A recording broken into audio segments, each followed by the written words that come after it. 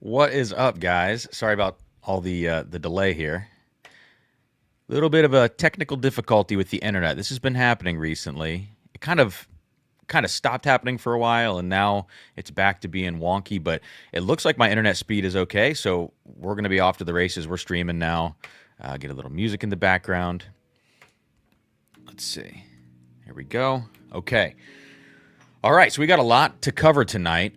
This is going to be mostly just like a tasting stream, not really a blind tasting stream, although I guess if I have any blind samples behind me from folks that have sent them in for like what's that whiskey and stuff, we can maybe do one of those throughout the stream. But tonight I'm not trying to drink a lot, okay? So last week in Kentucky was pure debauchery. I was supposed to be in Kentucky for 2 days. I ended up there for 4 days.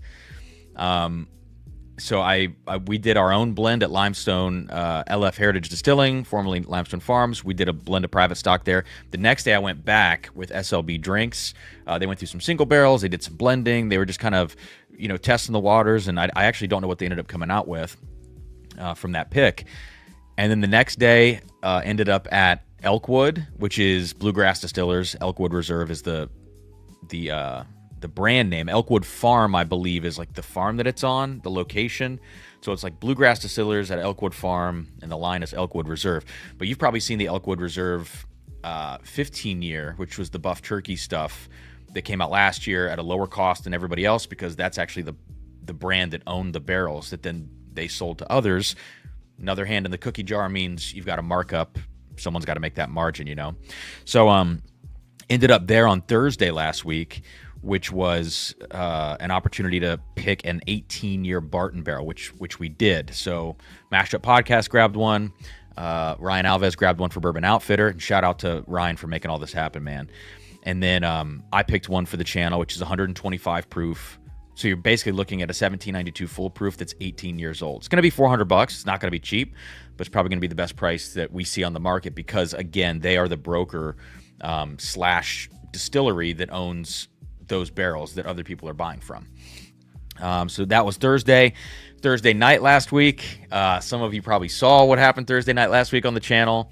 I was with my friend Kenny, who was there with us all day. Kenny's part of the Mashup Podcast, and things got a little rough at Kenny's house.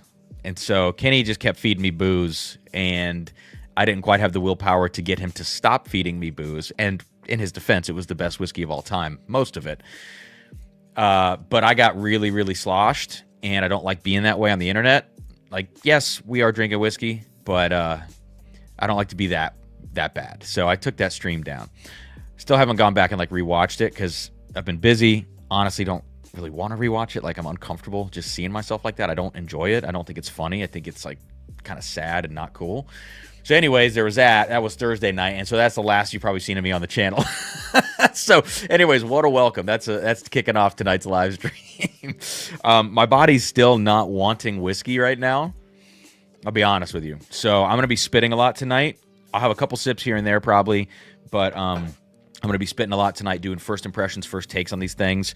It's just part of the gig, as you get deeper and deeper into this hobby, and then you start to become part of the industry in some tangential way as a online creator, whatever, picking barrels. You just gotta be careful. You gotta limit what you're doing. So we're kicking off with the new intro pour, Eagle Rare 12, freshly cracked. Half of my bottle went to the Mashup Podcast and Ryan Alves, to those guys. They did a blind flight. They wanted some Eagle Rare 12, so I handed that off to them last week. Okay. There's no giveaway tonight. If I do owe you guys a giveaway, oh, Joe, did you really? Please don't tell me you downloaded it. There's no giveaway tonight. I posted in the Patreon earlier. If I owe people giveaways, I posted a picture. I was packing boxes earlier today.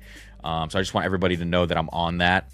I owe people giveaways for the last 10 weeks. It's really bad. I'm sorry about that. But I'm all caught up on all this work now, and the Kentucky trip last week totally derailed my life for many days, just recovering, and didn't expect to be down there. So everything's getting packed now. I'm going to get off this stream and continue packing boxes because I should be pretty darn sober by the end of this. Oh, man. All right, so let me see who's in the chat, guys. Please hit that like button on your way in. Let me know. So tonight, let me know if you've tried any of these things. We've got Little Book 9. I know I'm kind of late on this, but I didn't see Little Book 9 in my area. This was just on the shelf at Justin's House of Bourbon in Lexington. It's like, that's pretty cool. What was also on the shelf down there, OGD 7. It was like the first day it came out. Paid $45 for this. Redemption 18. This was a secondary purchase, but I paid cost, I think. I think this was basically cost and ship, which is cool. And then what else? Oh, in this sample, this is the new 20-year very old St. Nick antique cask, like whatever they're calling that 20-year that they released. It's $1,400 at Preservation. This is from Ryan Alves. So shout out Ryan Alves. He poured me what looks to be about 3.5 ounces of this when we were sitting in Justin's House of Bourbon. All right, good to see everybody. Happy 4th tomorrow. Hope everybody has a good day and stay safe and all that kind of stuff. What did Al say? Uh-oh, Sam sauced up. No, there was something else you said in here. I'm just scrolling down, guys. Good to see everybody. I'm not going to call everybody out by name. Cam absolutely cranking his hog. You got to wait till the 10 o'clock hour to post that, man, you know? We're still in the 9 o'clock hour. It's not late night yet. Jason sporting the Popo stash. Jason's got a killer stash, guys, with his 6th Street Standout, which was our Still Austin pick. Mike is warming up with some LF White Label. Cheers. Cheers, man. We need to come up with a drinking game during the waiting time. Scott, feel free, dude. What's up, Justin? Terry? Sam, yeah, the internet put me over 907. All right. What else? I'm going to keep scrolling down. What's everyone? Yeah, what is everybody sipping on tonight? I am going to take a first sip. I'm not going to spit my first sip, I promise.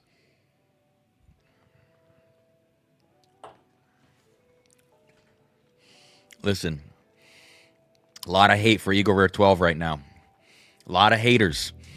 People saying, well, I don't know what they're saying. I think a lot of people just have it in their mind that because this is brand new and so the secondary is absurd, it's like $300, $350 right now.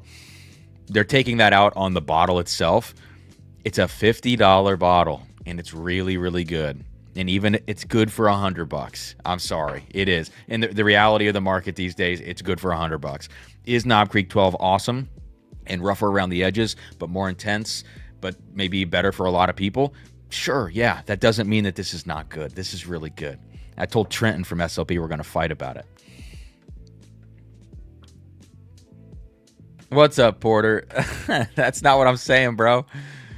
I don't know if it was the GOAT stream. I mean, some people love to see the chaos, and some people were like, hey, man, you should take that down. I got many, many messages after last week's stream the next morning. And the next morning, I was still hammered. So, like, that's when I know, okay, that was a problem. JD Twice-Barreled Rye, nice. Turkey 70th, which is better than the 8101. I don't know if that's a hot take or not. I feel like that's pretty widely accepted. I like bourbon a lot. Crack, Calumet 18. Dude, listen. All right. I've gone through many of these 18-year Barton barrels now. You know, they're hit or miss. They're kind of like buff turkey, hit or miss. However, what it reinforced to me, because the price of these 18-year Bartons, depending on who you get them from, is going to be probably $400 to $800. That's kind of what we're seeing right now in the early stages. Rare Character hasn't put theirs out yet, but they got some barrels from what I've heard, and you can't expect anything less than, you know, it's not going to be 500. It's probably going to be more than that from them, I would imagine.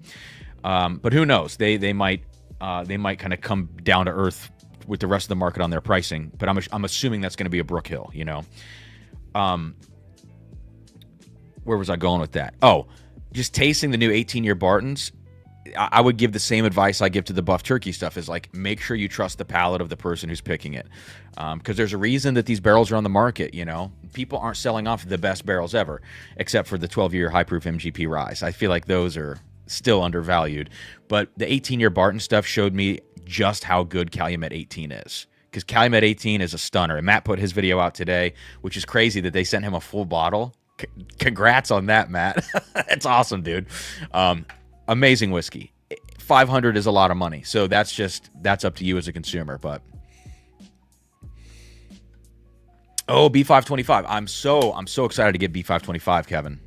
Everybody, like literally across the board, it sounds like that's a good batch. I don't feel like I've heard a review of the few that there are. I mean, okay, well, I guess I should be real about this then. Most reviews that have come out came out from people that were on the media list, and they were positive. So always got to take that with a grain of salt.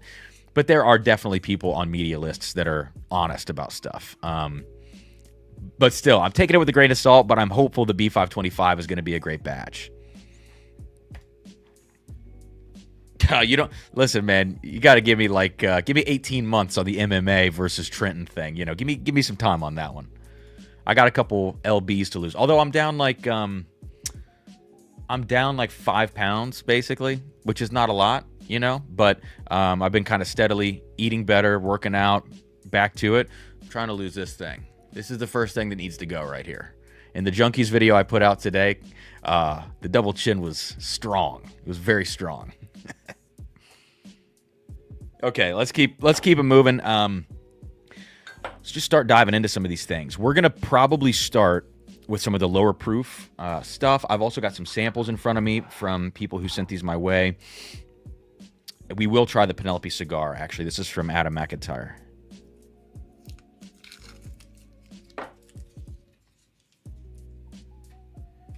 Yeah, we're gonna try that.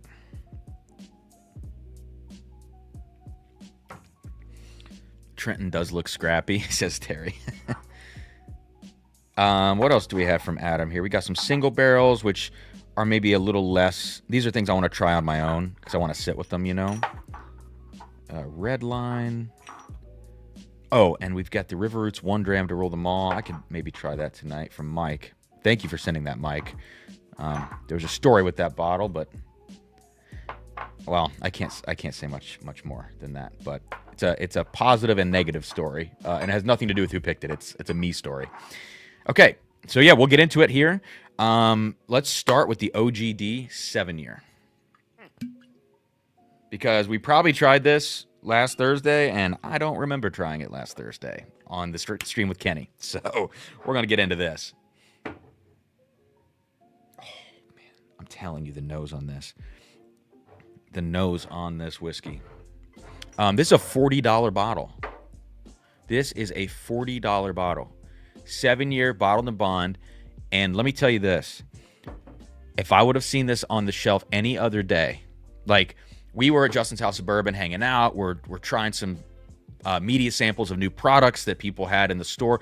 I drank the Pappy lineup, which was cool. I've never had the full Pappy lineup before, 15, 20, 23. And so it was we were just hanging out. And so I walked out into the main part of the store and I saw this on the shelf and I'm like, wait a second, this isn't even out. And they're like, I think it came out today. I'm like, I'm just going to buy it because it's right here in front of me. I would have never sought this whiskey out. I didn't think twice about this stuff.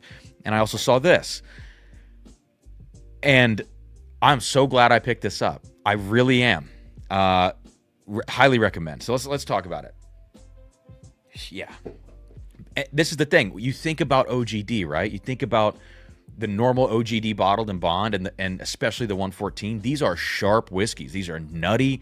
The 114 is like got that mulchy, earthy, heavy cinnamon like abrasiveness to it, and the regular bottled and bond is kind of like citrusy. It's kind of like astringently citrusy and nutty, kind of bright, top heavy, kind of whiskey. Not a lot of support to it. This whiskey is like, listen, is there a little nuttiness? Maybe. Like, but on the nose, I don't really get it. And if you go into it knowing it's a Beam product, okay, maybe you're like, oh, it's nutty. I don't get it. I get sweet orange cream on the nose. This smells like the OGD 16 younger, which makes sense. And that's not groundbreaking.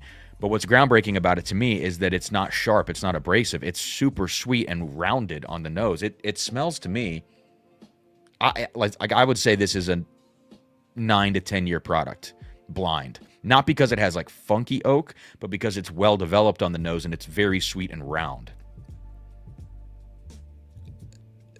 It's great. It's great. It's powdered sugar donuts. It's orange cream. And then once you really sit with it, it does get, there is a little bit more spice that starts to come to the forefront. Like it does have a little bit of a pop to it on the nose the more you sit with it. But when you first like pick this up, like if I come off the Eagle Rare, which smells great, then to the OGD, I don't smell this and go, oh, it's a nutty beam product. I smell it and I'm like, it smells freaking awesome. Yeah, man. And listen, if you guys want, we can compare this to some stuff. Before we move on to some other things. After this, we'll probably go to the Redemption 18 just based on proof. But here's the fireworks are starting. I love this stuff. So let's go to the palate now.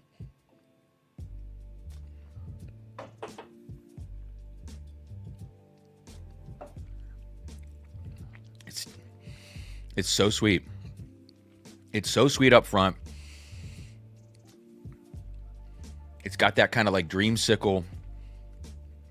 The dreamsicle, again, powdered sugar donut sweetness on the front of the palate. As it goes back into the mid palate, you do start to get a little bit more spice. It's kind of like the nose. Like the first thing that happens on the nose and the first thing that happens on the palate is all the sweetness that shocks me by how rounded it is.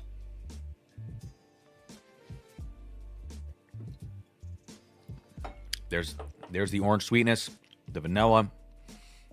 Now we get into this like slightly nutty spice mid palate. The spice continues to ramp up. Now we get a little bit of sourness, like some of the oak, excuse me, on these Beam products.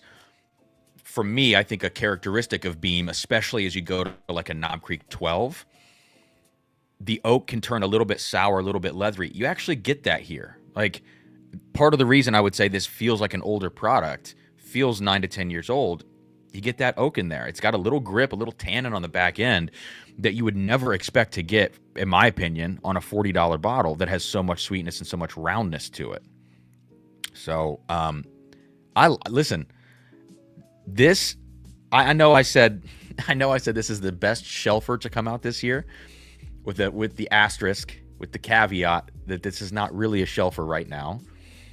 It's still just starting to trickle out into markets.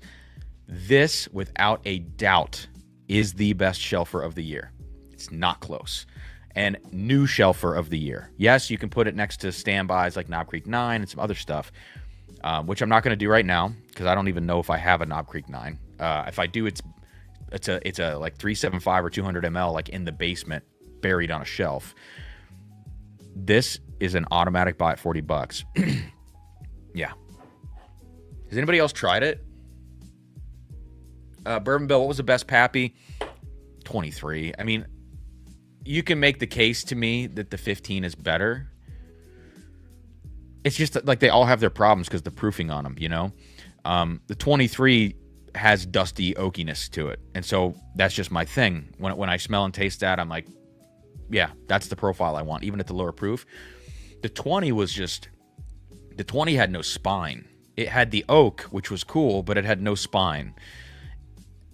And then the 15, just in comparison to those two, came off young, but the proof was nice. So you're just dealing with,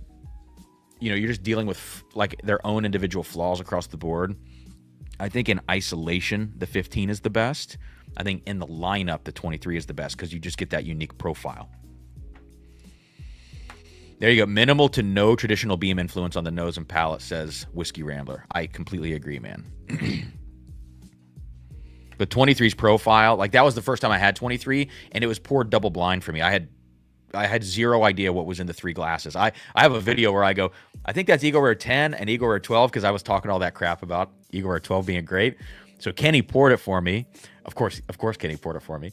And so I thought when I was doing it blind, I thought the first one was Eagle Rare 10 because I knew it was Buffalo Trace. The first two. Pappy 23, you don't know is Buffalo Trace because it doesn't have that same profile. It has so much oak, you just don't know what it is. But the first two I knew were BT products. So the first I go, that's Eagle Rare 10, that's Eagle Rare 12. And then I was like, I don't know what that last one is. I can't remember if I hazarded a guess or not on it. I have to go watch the video again. But then he told me they were Pappy. I'm like, holy crap.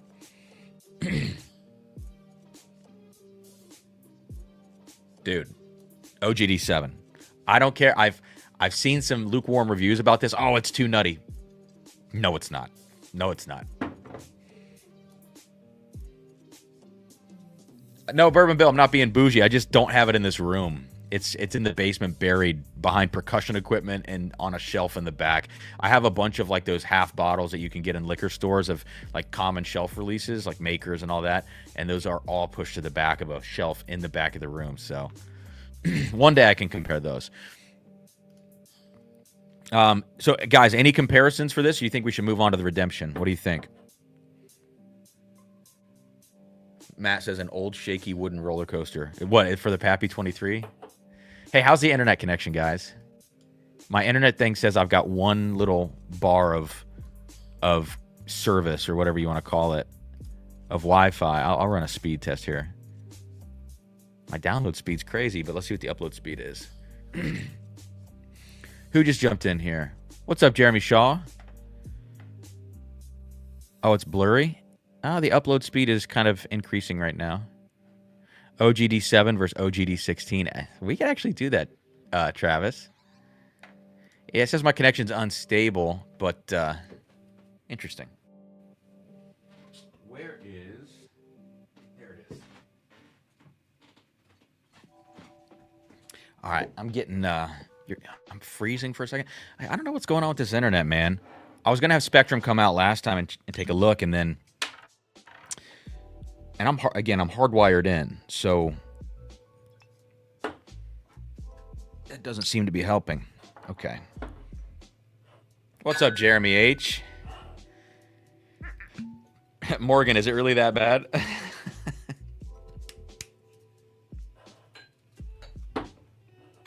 Freezing and grainy, says Jason. I wonder why. Yeah, it seems like it's just unstable because the actual, like... internet speed test upload speed is way more than enough to run this stream. The internet improves the more you drink. Guys, if it gets too bad, please let me know. We can try to figure it out. Honestly, I'd probably just can the stream at that point and redo it another time. My Spectrum's been trash all week. Had to switch to cellular just a while. Yeah, dude, it goes through phases. I feel like it's just on their end. I feel like it's not something where, you know, it's something I can control or whatever. We're all watching through beer goggles. God, I'm sorry, guys. All right, let's keep going. So I'm going to compare... I'll have to narrate everything now, right? So if you can't see. So anyways, I'm going to compare OGD 7 to the 16. We've got the same proof point here. Same mash. So let's see. Junior, I've got high up... Right now I'm at 15 on my upload speed. Usually I'm sitting around, I think, either 20 or 30. So that's enough for a stream like this.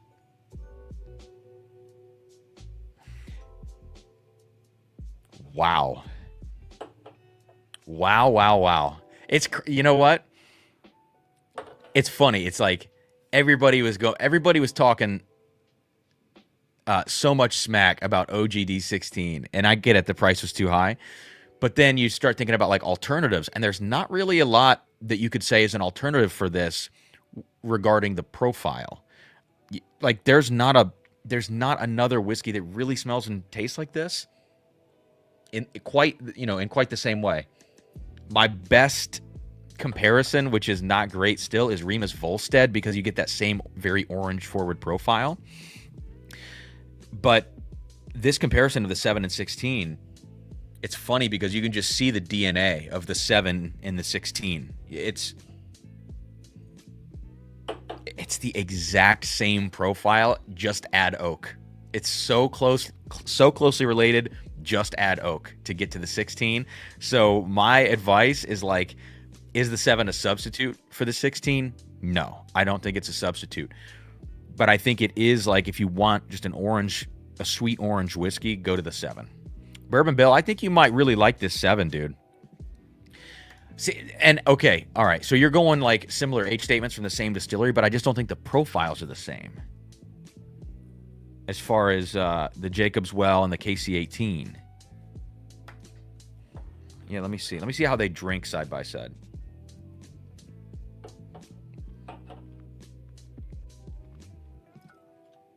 All right, so that was the 7. Okay. Oh, Down Detector is stating Spectrum is having issues in Columbus. Wonderful. Wonderful. Honestly, like if the internet gets weird, I'll just hotspot it to my phone because my phone will probably have a good enough connection to make it happen. That's risky. So we'll only do that if we have to. All right, so the 7. Now let's go to the 16. I love, God, the nose on the 16, man. It smells like old MGP because of the oakiness and the orange.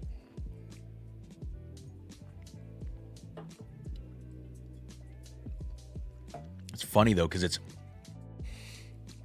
so much more lifeless on the palate with that extra age. If you put these side by side and said, what are your proof guesses on these whiskeys? Let's say I nailed OGD 7. Let's say I go, that's 100 proof.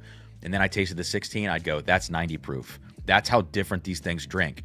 So yes, you get a lot of oak and a lot of like velvety smoothness and oiliness on the palate from the 16, but it just needs more. It just needs more punch.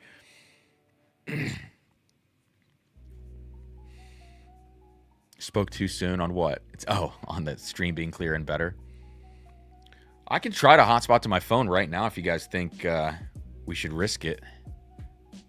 I wonder if it'll like bounce me out of the stream.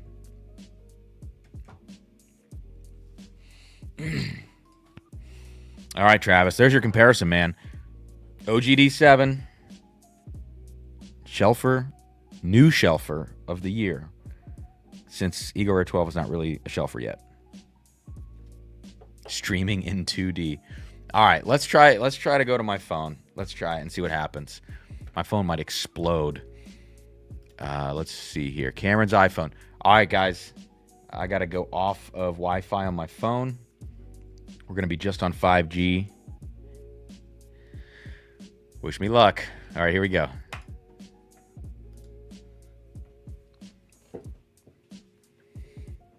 Come on. Come on now. Okay, we're going to run a speed test. Dude, the download speed's crazy now. I'm on my phone.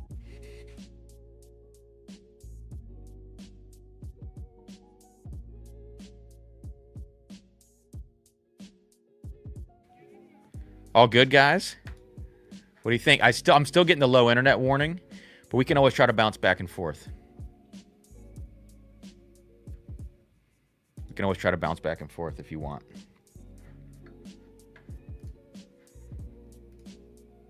Wow. All right, cool. I'm glad it's working. Let's move on.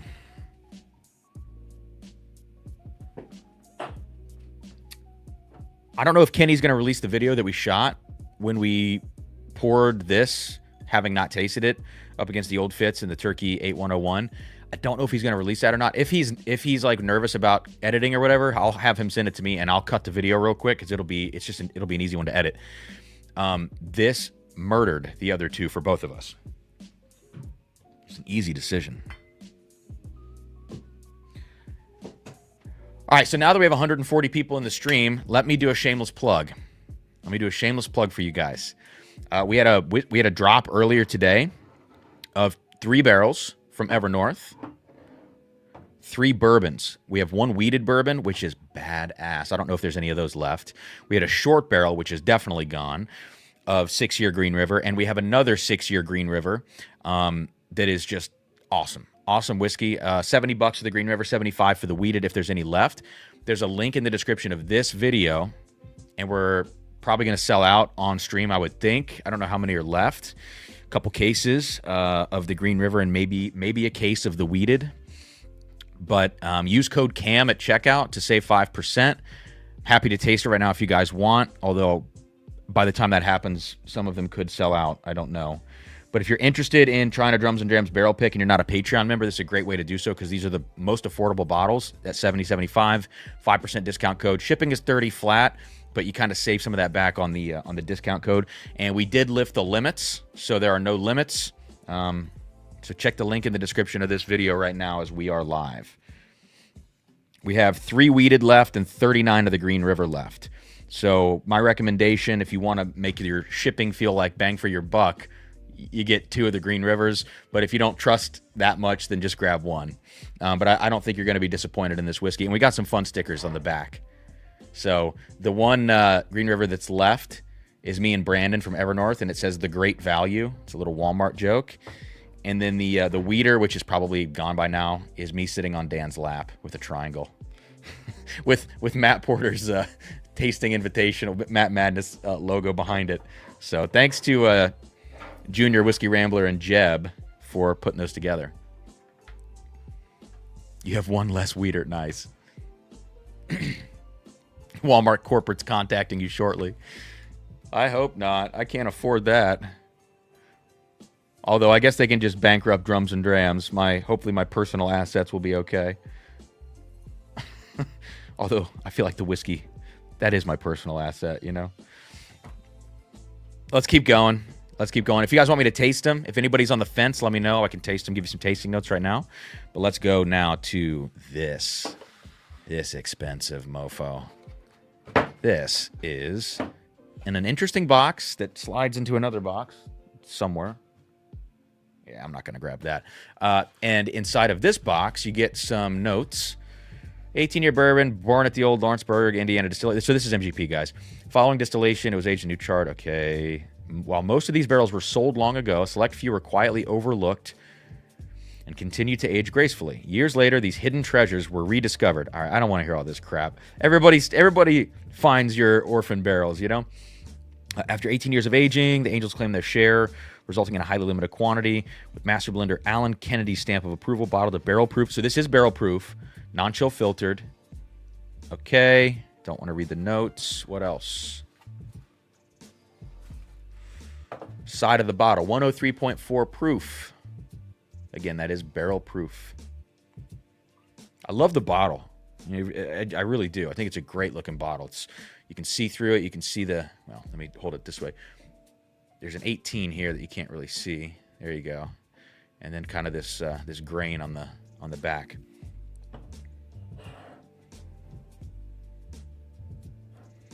Alan, you're right, man. At 400, and this is 400 SRP, and for that price, it should probably have a wooden box.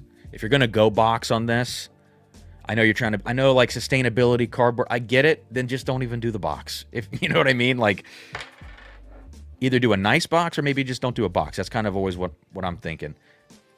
Okay, we can go a little more than that. And you get this little like wax on leather sort of neck thing going on the bottle. Adam, I love box. No, but the Calumet 18 box looks way better than this. Come on. Well, shoot, the nose on this is kind of nice. I was critical of this the other day to Patreon members.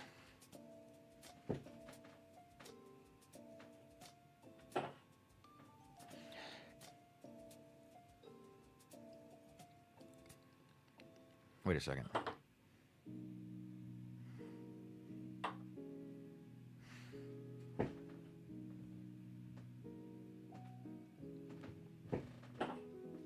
Yeah. All right. I'll put this next to the OGD 16. That's the glass I just grabbed. What did I say? What did I say that you're going to cut? Oh, I know what I said. Something about a nice box. No! Off topic. Did you like Will Smith's new album? I didn't know he had a new album. Is that Evernorth a pick? Yeah, Jeremy, the Evernorths are picks. Single barrels that we did. We picked them like 5 weeks ago, I think. Let me check in here. How we're sitting. I think we're probably out of the weeder by now. I would have to imagine. Oh, well. Hang on, my thing reloaded here.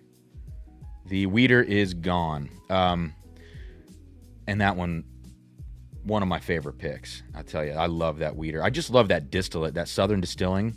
Yeah, we got 34 of the bourbon left, so that's great. Will shouldn't make albums. You ever had a Dusty EC18? No, never had a Dusty EC18. I've had a Dusty EC23, and that is very, very good whiskey. Excuse me. Yeah, guys, it says 34 for me right now. 33, I think. 32, maybe? I can't tell, actually, how many are left. It's being weird. Unless they're just unless they're declining right now that much. Huh. 27. Yeah, the redemption smells good. I may have spoken too soon the other day. Let's see. I am going to actually take a sip of this. I'm not going to spit this one out. All right.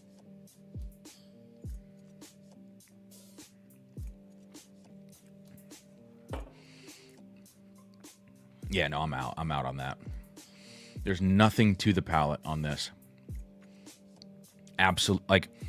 Absolutely nothing there. The flavor is cool. Like, the way this thing smells, this is the key for me with something like this. 103 is barrel proof. You can't come off of like 130 proof younger whiskey that's got a lot of intensity and spice. You can't come off of that and go to something like this. This has to start your night, or it has to be an ending to your night where you've ramped up very slowly in proof and in age to this. But the nose is nice. The nose, like, honestly, it's very close to the OGD 16 in a lot of ways. I think this is the 7521 mash. Does it say on here? Doesn't say on the bottle. I wonder if it says. It tastes like the 7521 mash to me. Does anybody know? Redemption 18-year bourbon mash bill. Yeah, 75. Oh, it's a blend of two mash bills. Okay. Is that right? I'm on the Rob Report article on this. Pop-up City. Jeez, come on. Yeah, it says it's a blend of both mash bills. All right, so halfway there.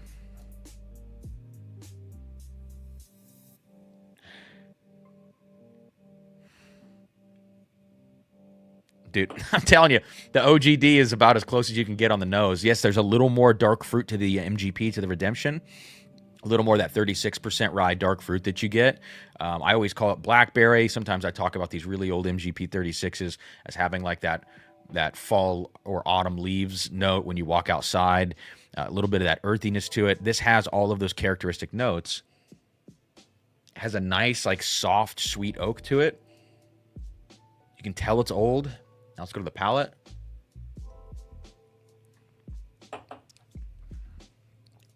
It's like front of the palate. I have so much hope. It's very sweet. You get some big league chew, and it's gone. She is gone. So at $400, you can't drink like that. You just can't. You just can't. You got to give us something else. Yeah, you got to give us something else. Like in this case, because in my opinion, this blend doesn't work. Maybe this is actually aimed at non-enthusiasts. Maybe it's aimed at people that want to spend a lot of money on like a gift, or they don't really have a refined palate and they're going for something that they're not like hypercritical of the experience. They're just looking for like darker flavors. Fine, I get that. I get that. But if I have these barrels and the blend doesn't seem to be working, you just put the barrels on the broker market. You know, put the barrels in the broker market. I know you want to have an 18-year product. They haven't had a redemption like this in a while. I just don't think this works, man. The River Roots 18 smacks this easy. And I'm going to be selfish here and do a comparison. Oh, compared versus Remus Repeal. That's actually a good idea. Do I have one? I thought I had one up here. Yeah.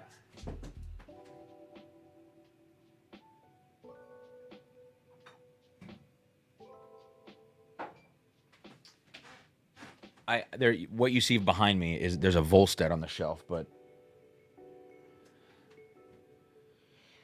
I thought I had this last year's Repeal. Or not Repeal. Sorry, this is Gatsby. Oh, shoot, you said repeal. I don't have any new Remus repeals. 0. I haven't bought a repeal since batch 5 because I haven't liked them. I thought I had a Gatsby up here, though, that was the newest one that was like 100 and something proof, because this one is 98.1. Yeah.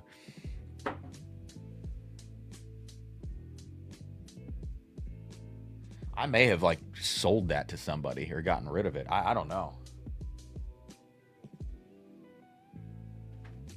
Oh, there it is.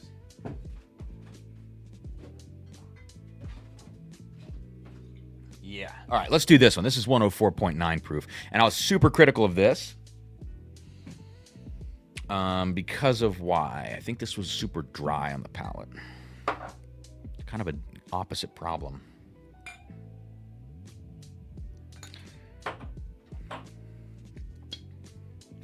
Great Big League Chew, at least. Yeah, Matt, that's what I meant. Great Big League Chew. Okie dokie. So we've got... Oh, see, the nose on that's great.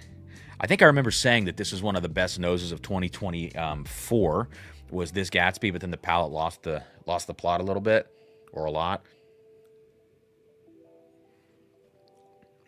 Yeah. That's exactly what it was. Although, for the money, I'm taking that Gatsby 10 out of 10 times over this Redemption. Because this Redemption is not a $400 bottle. Not even close.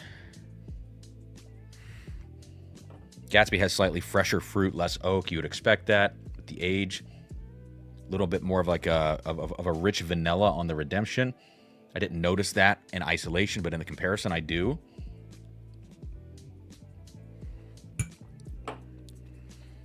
Again, great front palate, hit, and we're gone. So, pass. Do not spend $400 on that, in my opinion. I got one other. No, we don't need to do that. I was going to compare it to one of our barrel picks, but we don't even need to do that because it doesn't matter.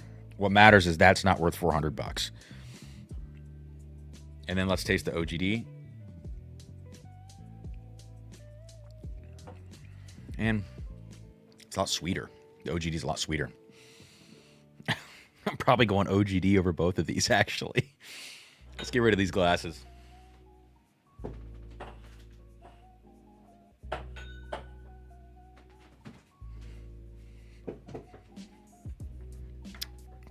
Cam, have you tried Bowman Cast Strength 4? Dude, I actually have that. I forgot I haven't tasted that. Yeah, we can taste that tonight. I actually found that in Ohio, which for me that's crazy. Frankie just cracked sweet heat, spicy fruit. Yeah, man. Let me know what you think of it. It might not be your cup of tea. I don't know if that mash bill's for everybody, but it's actually surprised me. The people that I never expected to like that bottle, and I find that odd. Slad, what should I spend $400 on? SRP or secondary? That's the question. Did you end up buying that $2,000 bottle you were drinking with Kenny? Not yet. Next time I see a tribute export go up on secondary from a reputable source, I'm probably going to pull the trigger on it and not open it for a while. Like that's a special, that's like a special life event kind of bottle.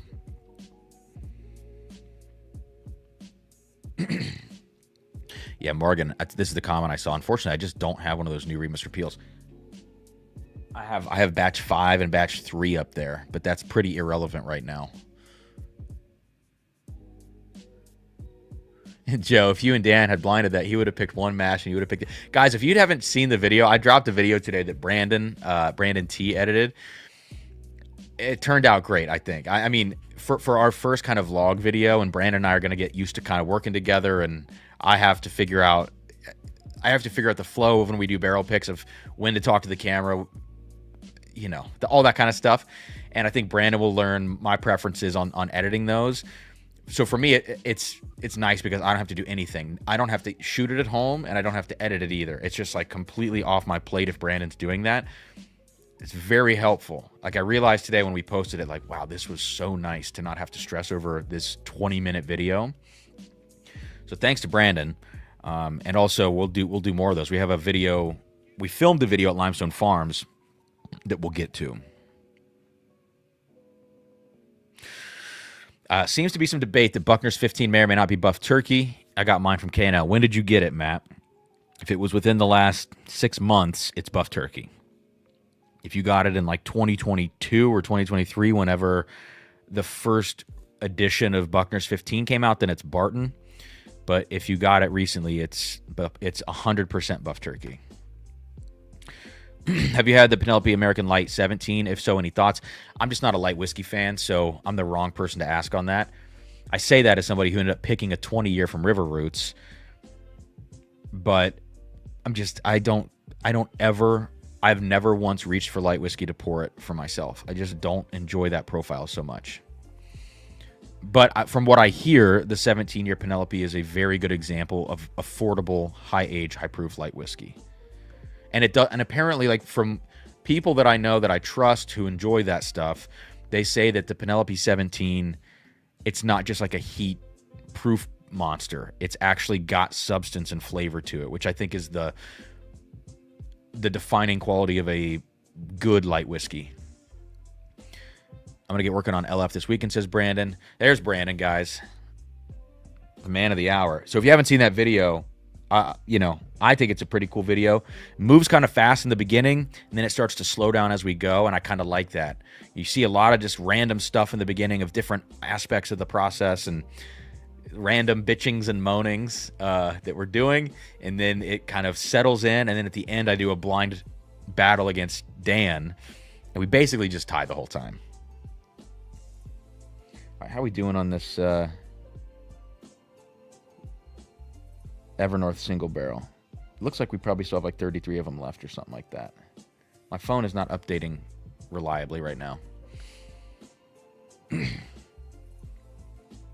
you going to pull a trigger on the new Russell's 13? Yeah, it should be here any day now. I paid way too much for it. Don't do that. I've tasted it. But I tasted it out of a glass I don't usually use. I was kind of saturated in a different environment. I wasn't I wasn't like head over heels for it. That I didn't think it was bad, but I'm worried that it's just not going to be my profile because I love those early batches so much, and this is higher proof and much younger overall in the blend. But I'll let you know. Love the video today, says Justin. I'm glad you guys liked it. All right, let's go to something else now. Redemption's off the freaking table. Where are we going to go? Let's do this. Let's go Penelope. Penelope Cigar. So, Adam, thank you for the sample, man. It's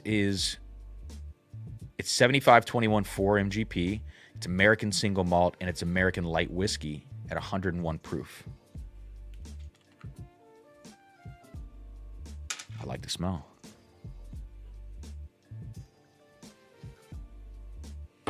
Let's see. Everybody, like, people have been getting this wrong. They just see cigar batch or cigar blend, and they're all saying, oh, it's finished on all these casks.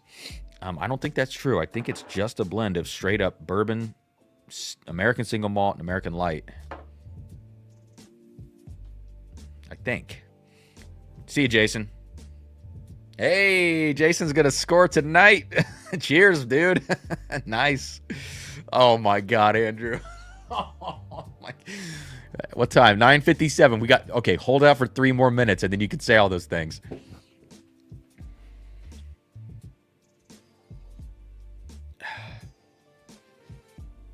Nice. I love the nose on this. Was that my latest BK blend you tried with Shook in the video? Matt, I don't know. Actually, I don't remember the name of it, but let me ask you, Matt, because this part got cut out of the video, which we didn't have enough time, or I would have been like, Brandon, let's add this back in the video. I'm fairly certain I said it was a blend of Kentucky and Indiana, whatever that blend was. And the part that got cut out was the confirmation that it was, in fact, a blend of Kentucky and Indiana. I am pretty sure that was the case. And I was like, hell yeah. I said that because Dan in the video, or maybe it was Sean, goes, just pick one. And I said, well, I would pick MGP because it seems like the main thing. It was the Ohana blend. Was that Kentucky and Indiana?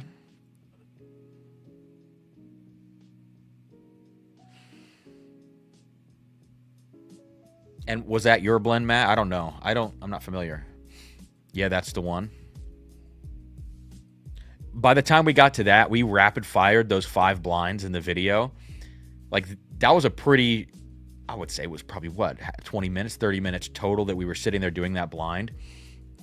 We were firing those down quick. And so by pour 4 or pour 5, which I think that was the 4th one, maybe the Barrel King, you could see my eyes starting to get a little glassy, you know? It's Kentucky and MGP, says Slad. Yeah. So I would have put that back in the video just as a little, you know, a little more hype in there, but that's okay. I thought that was funny. Oh, that's right. It had the turkey in it. That's right. And I felt crazy going on out on a limb for that guess, but it was like I just can't. In my head, it had that K. Luke vibe to it, where you can kind of taste both Kentucky and Indiana in there. Matt, I want to say it was really good, but honestly, I can't remember how. That was a blur of a blind flight. Okay, so let's go to this Penelope cigar real quick. Got 170 in here. Thank you guys for hanging out tonight. Please hit the like button if you haven't already. And just a reminder, anybody hanging out, we have a link in the description. We've got some bottles on sale from our barrel pick drop today. We dropped 400 bottles, so we've got a couple of them left over. I think 30 at this point of the this one right here. $70, no limits, 6-year, 131 proof, Green River, super dark whiskey, like really nice dark color. This is a nice blend of like vanilla buttercream, raspberry preserves, raspberry jam, some other red fruit in there. It's a very nice pour. $70. Code CAM. Link is in the description. All right, so let's talk about this now. I like single malt whiskey. American single malt is very hit or miss for me. And MGP American single malt or MGP high malt mash bills, those are not my thing. Like the 5149 mashes, I just do not like them. They don't do it for me. I feel like the barley has this graininess and this texture to it in a lot of those mash bills that I don't enjoy. But this, because it has light whiskey in there, you're adding that sweetness. And because it has bourbon in there, you're getting kind of like a backbone. This has a lot of like,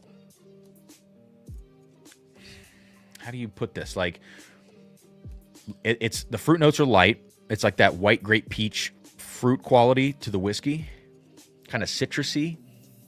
It's got a lot of vanilla. In fact, some of the notes I just mentioned, like the citrusy vanilla, remind me of the OGD 7-year in some ways, minus the beam profile. But then you can smell that like slightly cocoa powder but honey barley note that you get from single malt. And that is like integrated into the whiskey very well. It doesn't stand out. So people that typically don't like single malt and maybe American single malt specifically, this wouldn't turn me off in the way that maybe an over-the-top American single malt might. It's actually like the nose has a great balance to it across the board. I think you're kind of getting the best of all three of these components.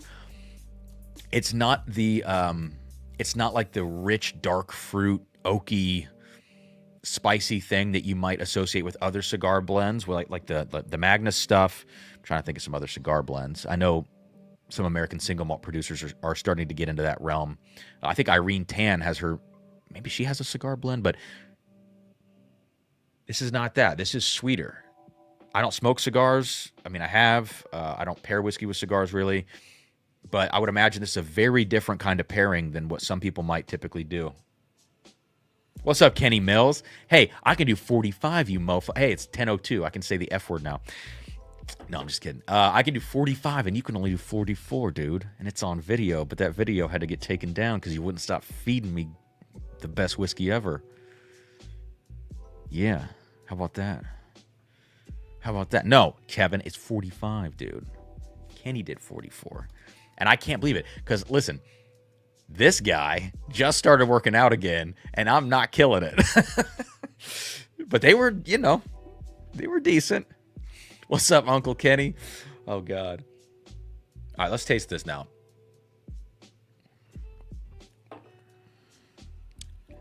Proof is, I do wish I had a little more oomph to it, you know? Super sweet. Wow, that is sweet. That's the sweetest cigar blend you're ever going to find, in my opinion. Finish fairly short. So maybe the idea with this is instead of creating a deep, dark, rich, fruity spice bomb, which I don't know, would you pair that with a heavier, darker cigar? I would think maybe. Something just like it would stand up to it. Whatever you would pair it with, this is the opposite. This is the complete opposite of that idea. This is crushable. It's a session whiskey. You don't have to think too hard about it, you know, and the finish is gone. So I feel like you don't want to blow this out with probably a really dark, robust cigar. But I don't know what I'm talking about.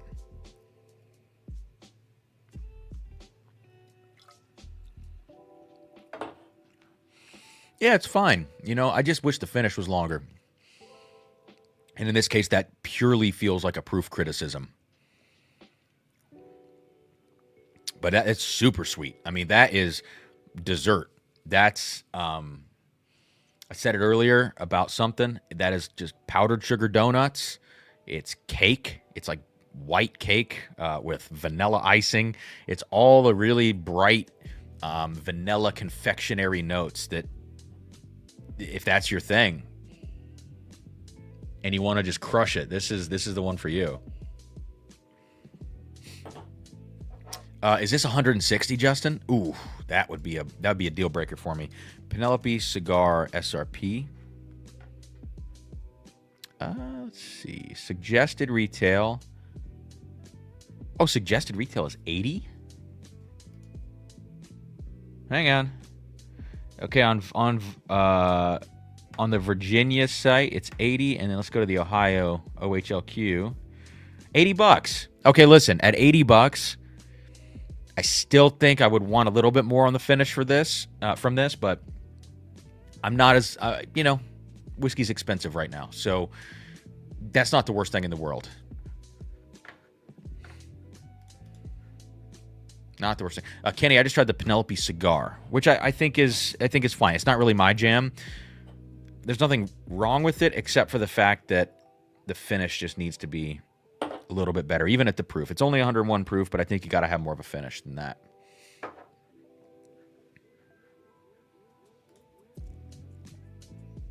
Enjoyed the nose, wasn't impressed with the palate. That would be my conclusion too, Morgan. If I had to give that a rating just off the top of my head right now, I would probably go 73. And so for me, like a 73 is probably, I'm not going to probably want to spend $80 for a 73, you know? Cam, you got any Zen for the evening? No, I did that once.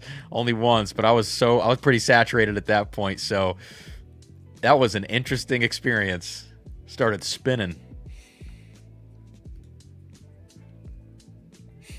Thomas, I thought it was mid, but it was heavily elevated by a medium-bodied cigar. Well, there you go. If they did their job, they did their job. So maybe it's not quite fair to judge it in isolation like that. Oh. Whoa, Roscoe. I got to put that on the screen. One sec, guys.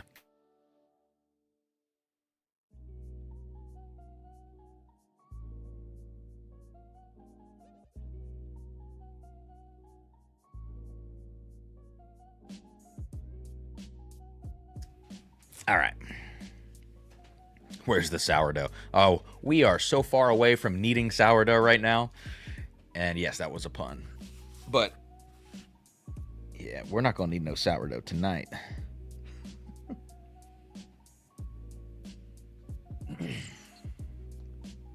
Oh, Greg Johnson, thank you for jumping into the Patreon. And Tom O, thank you guys for joining the Patreon. That's awesome. Yeah, shameless plug, guys. Patreon, $5 or $10 a month.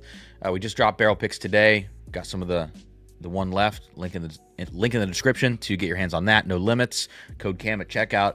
But we have another barrel pick drop in 2 weeks. We're dropping 3 barrels of River Roots. One is a short barrel rye. That's going to sell out. So that's probably, not going to make it to the lower tiers. Or if it does, it'll make it there for like a minute or two.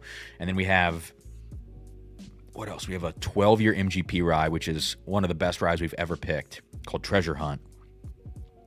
What's the other? Oh, we have a 10.5-year, 130 proof Beam bourbon, the 78 13.9 mash, and that one's gonna be great. That's kind of a prelude, literally and figuratively, like to the next barrel drop after that, which will be 3 more of those Beams, which create a set of 4. I don't expect everybody to collect those, but it's a good opportunity to share samples and do bottle splits with people.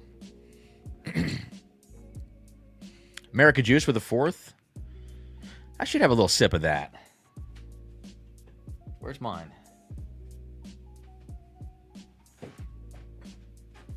I'll do a little America Juice just for the occasion. Just for the occasion. Fireworks are going off right now.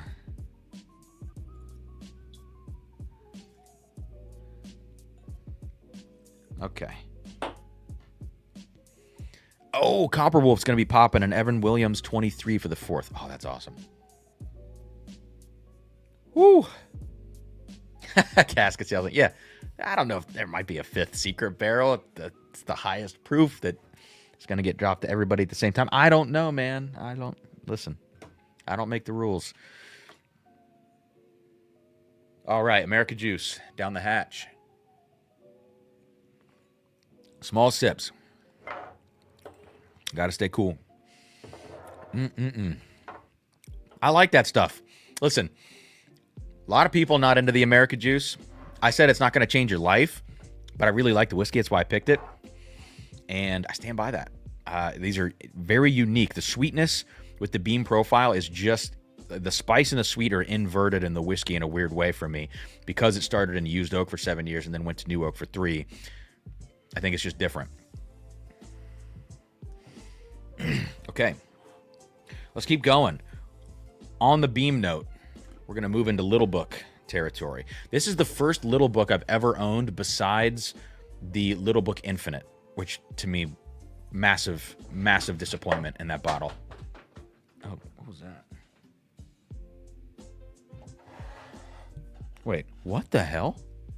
The cork was out. Oh, no. That means the cork has been out of this bottle for a week. Oh, geez. Oh, geez. Well, listen. At least it's gotten some air, you know? I left this in my... Shoot.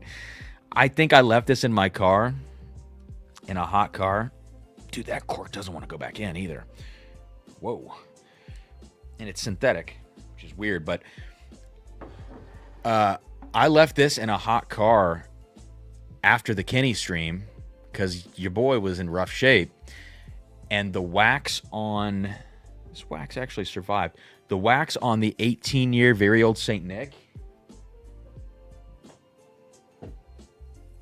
melted and resealed the bottle, but it must have popped this cork. Still, I mean, yeah, it's not gonna. I don't think it's gonna be like bad. You know what I mean? Especially, look, the fill level is so high. Redbird's in here. Cam with an open container. Airtime, baby. Whiskey sits in vats with plenty of open space for air for weeks. It'll be fine. Yeah, plenty of airtime. Listen, you can't say that, you know, it's not a fair review now. It's gotten plenty of air. Okay, there we go. We're good to go. Proof on this 128. Oh, sorry, excuse me. 121.8 blended straight whiskeys.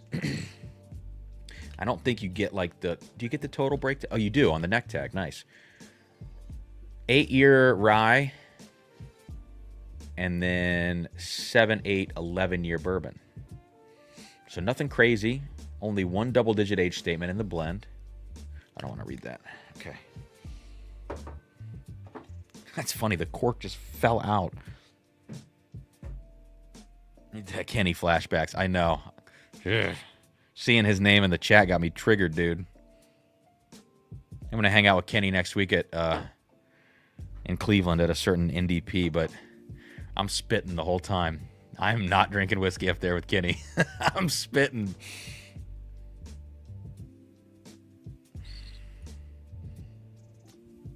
Listen, I like the nose on this little book, actually. I like the nose. It's less sharp than America Juice. I'm just using this as like a point of comparison right now. It's less sharp. It's a little more sweet, a little more round. There are exactly zero things right now special about this little book on the nose. Yeah, that's a fair statement. So at 140 to 160, pretty much what you're finding these for, with not a real secondary value to speak of anymore. It's not doing really anything for me on the nose except for like, hey, that's really solid Kentucky bourbon, with some rye mixed in.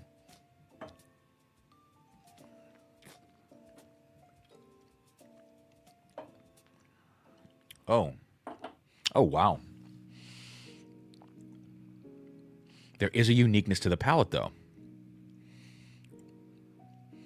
Yeah, it's almost like it has like an ambarana note to it, but not in an artificial ambarana way. It's got like cinnamon toast on the palate in a way that I really, really like. What's up, Amy? Had a Wyoming whiskey that was only drinkable after a long day in the trunk. That's funny. Could smell the car from 10 feet away. Nice. What were your thoughts on the Star Hill Farms? Loved it. I think I gave it like an 85 or an 84, something like that. Again, who cares about ratings, whatever, but I loved that bottle. And I hate Maker's Mark usually.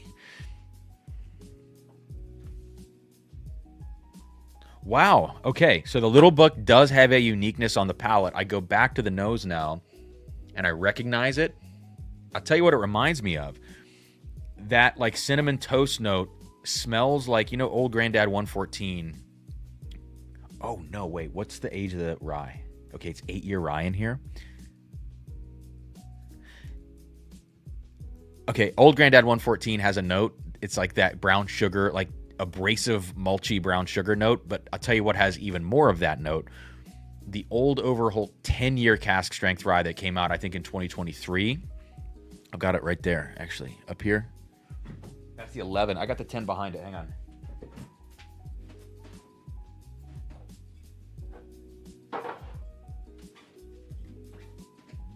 Yes. It's the same note that's in here.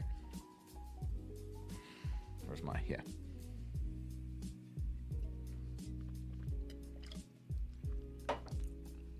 Yes.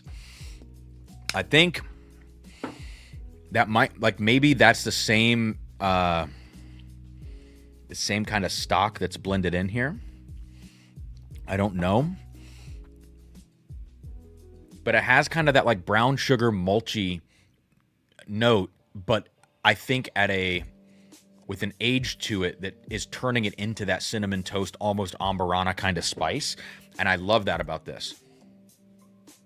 Do I think it's 140 to 160? I don't know. Do another sip.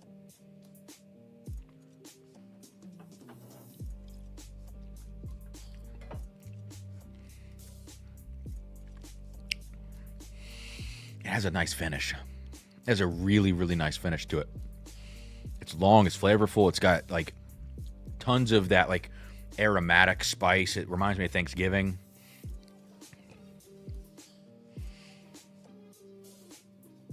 Like brown sugary potpourri, but not in a gross way, like in a good way. Dang it, I kind of like that a lot. Who else has tried this little book?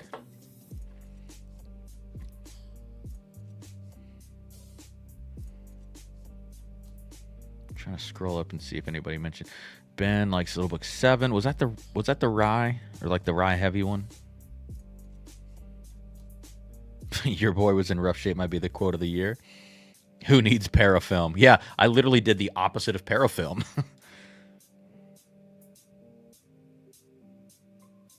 Matt Porter, I'll put that up. That's funny.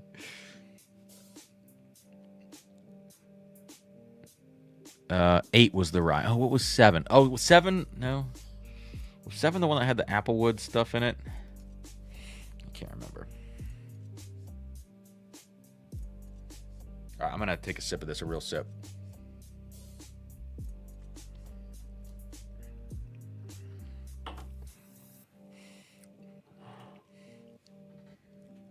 Man, beggars can't be choosers. I do like this more at an 80 to 100 range, only because I don't get like, I'm not getting,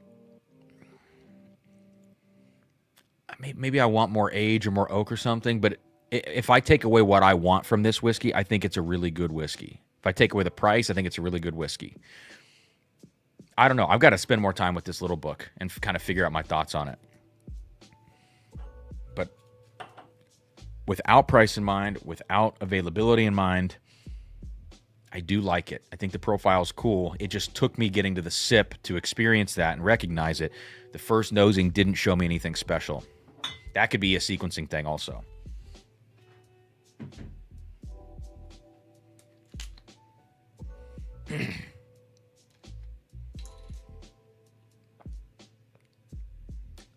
Oh, Little Book 7 was a blend of the first 6. I don't think I tried that. Maybe I did. I don't know. I don't have good memory with these little books. Because I get samples sometimes and I try them, and usually I'm like, this is not really for me, except for Little Book 3, which Little Book 3 is awesome. But the other ones always feel a little too experimental and a little too expensive for how experimental they are. Excuse me. I said it tasted like broccoli? Little Book 7? Did I really? I mean, when you say that, I know that note for me usually refers to like a Frey Ranch or a Corbin Cash kind of note. Then I probably really don't like it.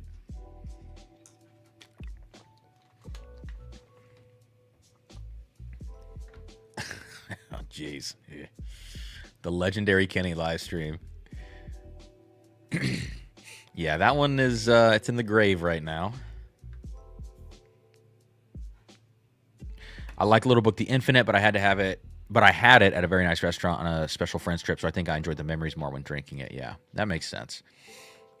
And a lot of people really enjoyed it. It was just, for some reason, the finish, really the mid-palate and the finish, they just go away on that whiskey. The profile's great, and the nose is really nice, too.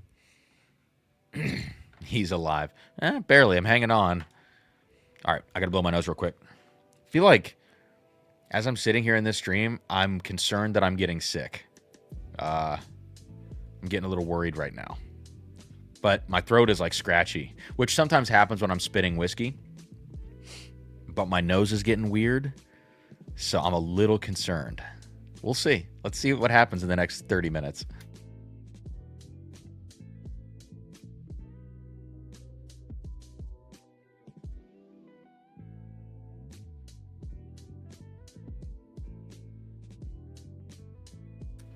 Like, my nose and palate are still 100% right now, but... Oh, gosh. Some folks downloaded it. Wonderful. Wonderful. Love to hear it. That's what I get for doing that on the internet.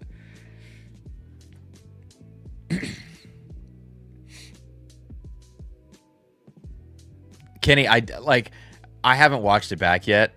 I really don't want that live stream out there, and I don't want it out there privately either. I've been thinking about it.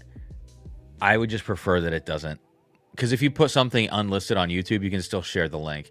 Now, if people downloaded it, I can't control what happens, but as far as like posting it in a Patreon or a small group, all that does is mean it. All that means is it's going to get spread around, and like I don't think it was. I mean. I feel like I was victimized by Kenny, but I don't think I was insanely out of line. I just think I was a disaster. And I may have said some stupid things. I'm sure I did. I'm hesitating to go back and watch it because I'm worried.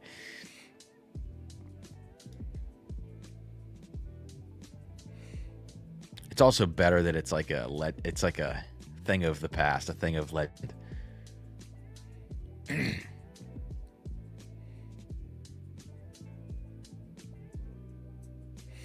Okay, what's next? What is next? I think we should do... think we should do Old Forester next.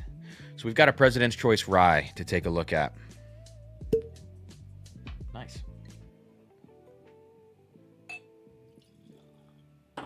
God, the color on this is hilarious.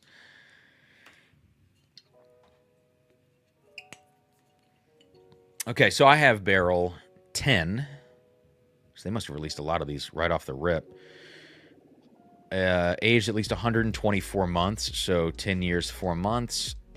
The proof on this is 122.2 or 61.1% ABV. I've never owned a President's Choice.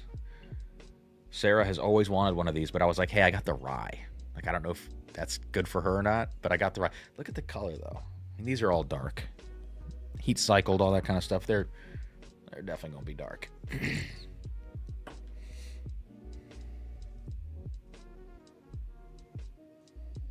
I like that nose. I like that a lot. How many days was it open in your car? Yeah, Brandon, I bought this. I bought this, I think, specific barrel even because Brandon said he loved it. So I hope it's good. What's up, Tom? Oh, you got some bangers, dude. 115 barrels, National Distro. Probably equal part bourbon and rye. I like the distribution. I like that it's getting out there, but it does make it feel significantly less special, these President's Choice bottles now. Morgan says, here's the answer. Do another video with Kenny so you can taste all the Grail whiskey again. Just make it a 5-episode series. I actually, that to me seems like a better thing to do. Would be like, because truthfully, when you get that deep in like tasting, yes, when Kenny poured me the 159 proof 18-year legacy thing that we can't talk about, that definitely stood out. And that is my all-time favorite whiskey I've ever had. But anything else that's not blowing your palate out like that, like if he poured me an amazing Dusty that's 101 proof, it just doesn't taste like, I can recognize that it's good whiskey, but there's zero nuance. It's like, I don't know what a good equivalent or a good metaphor is for that, but you don't gain anything other than like knowing that you're supposed to be enjoying the whiskey and that you're so drunk that you can't understand what's going on. I think you're right. It would be cool to, like, we did the first blind, which was like the turkey blind. If that was its own video and it was like 25 minutes, that would be a killer video, you know? Second blind was probably less relatable because we were dealing with like that I.W. Harper that no one's heard of. GTS 09, people know that that's probably the GOAT of GTS. What else was in that? I think the William Heaven Hill was in that, which won for me. And then I think the Willet was in that. So I can still remember that blind. The Willet was an easy last. But like the other three in particular as a blind would be interesting in isolation. But dude, like, oh, Kenny's still here. Dude, like we could do a cool little series of that. But I can't drink with Kenny again in his house unless we have a little handshake beforehand where he says he's not going to kill me. And I'm not going to wake up drunk on your couch at 7 in the morning. Because that was rough. Dude, the nose on this rye. This rye needed some airtime. When it first came out of the bottle, fairly fresh crack. Got it the other day. This is kind of tight out of the bottle. And I feel like a lot of Brown-Forman products are like that. When you deal with heat-cycled warehouses and kind of what I would call like a forced aging profile on a lot of their whiskeys, I think they need time to relax.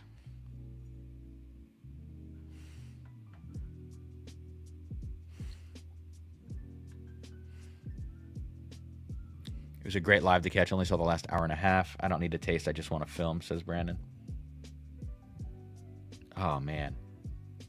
This has that, like, that really, really dark grapey blueberry thing that you get on the 2020 special release Jack Daniel's rye, which I don't have a bottle of that. I may have a sample of it. It would be buried. The sample has been sitting for so long it might be tainted. Give me like 30 seconds to check.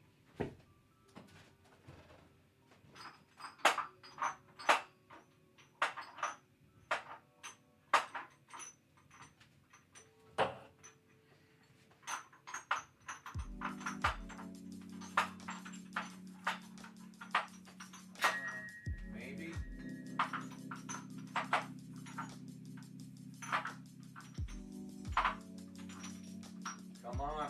Thought I had this. I really thought I had this.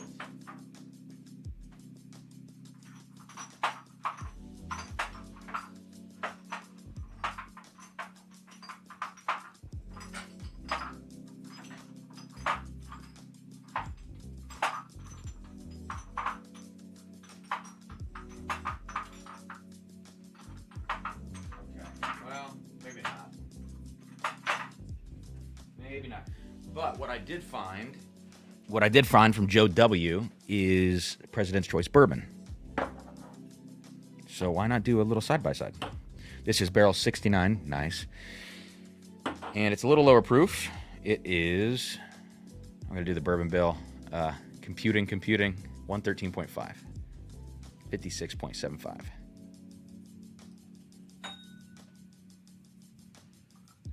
If it sounds like bombs are going off in the background, it's just the fireworks. That's probably Red, White, and Boom downtown. I love this President's Choice, if I recall, that Joe sent.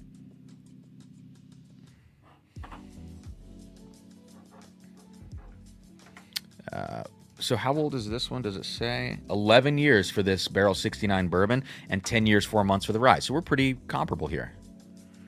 We're pretty comparable. Yeah, Kenny, I was going to say, that video, please don't bail on that video and go like audio only. If you're going to do that, just send me the video and I'll post it on this channel, because I want that blind video was great. I think you introed it for mashup and you kind of led things, but that video's got to come out because that was a great video.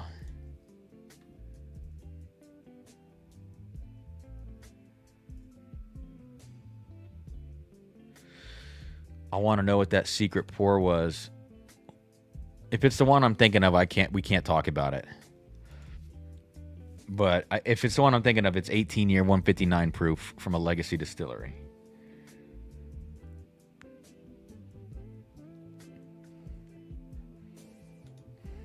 Okay. Yep. Okay, let's go to the rye.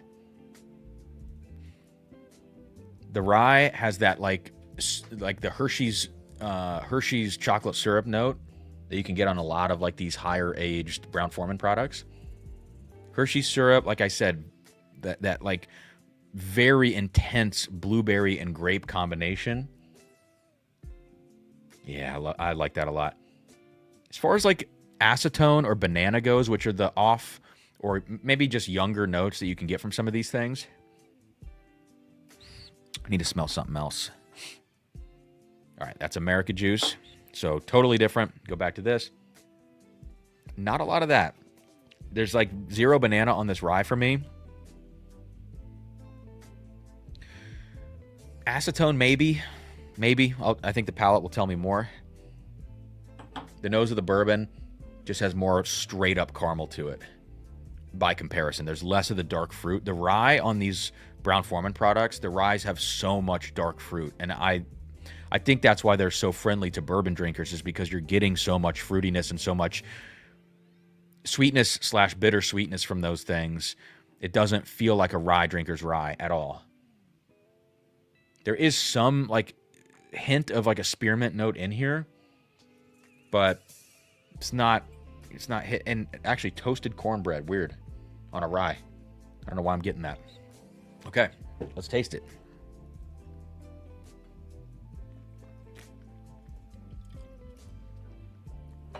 Okay, there is banana on the palate up front. Really dark banana. Bananas Foster kind of thing. Oh, the finish is... The finish is the best part of this on the first sip. Yeah.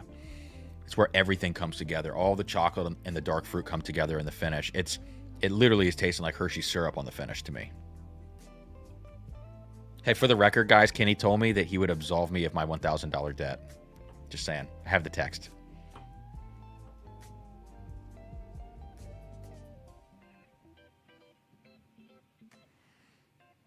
Just saying. How we doing on the barrel pick? Has anybody else picked up the Evernorth barrel pick? No, I don't think so. All right. We've stalled out, I think. It's not like it's being glitchy as hell for me right now, so I'm not sure. Let me load it on this other app and see what's going on. All right, wheat is gone. No, we are at 34. Okay. Everything is being glitchy. Let's take a sip.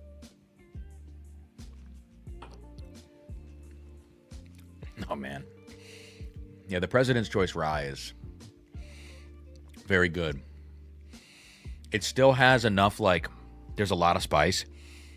There's a teeny bit of a grain note. Like I said, toasted cornbread. It's odd that that's coming through. It's on the palate, too. So that's my one complaint, is that there's one aspect of the whiskey for me, for some reason, that has a youthfulness to it. That's like 7% of the profile. The other 93% is just freaking syrup, you know? It's whether it's chocolate syrup or fruit syrup, it's just heavy, syrupy kind of notes.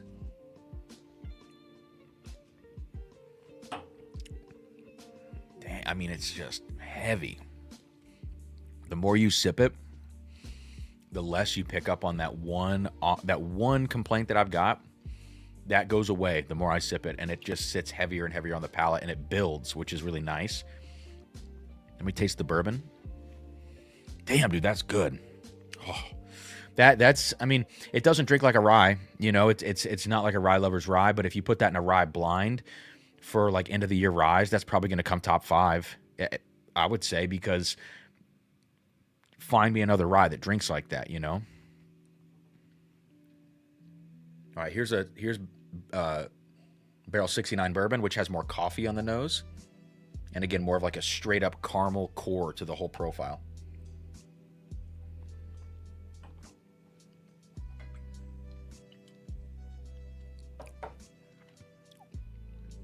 I still have a soft spot for that molasses, more molasses on the bourbon.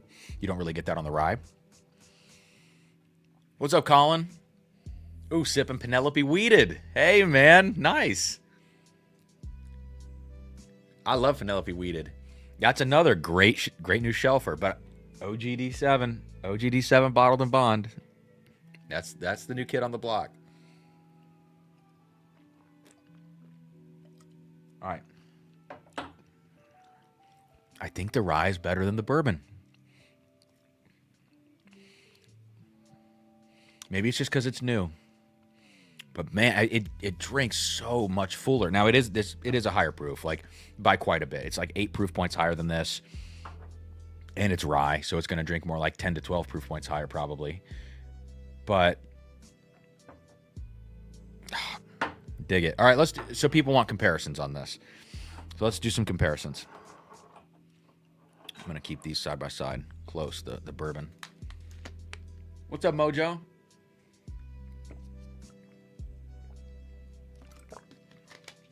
So what are the comparisons that we need to do?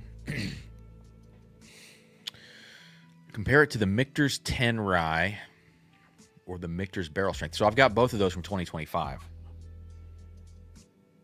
Dude, it smells so good. It smells like special whiskey now. I think it really needs a lot of air, though.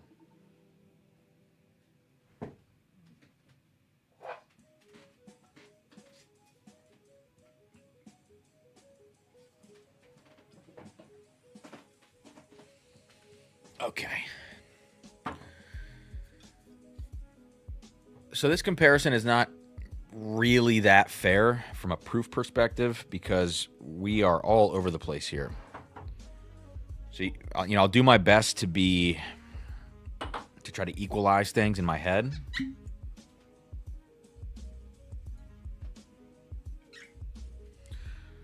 So let's just remember that in the middle is going to be the Michter's barrel strength. I do want to get a little more of this in the glass.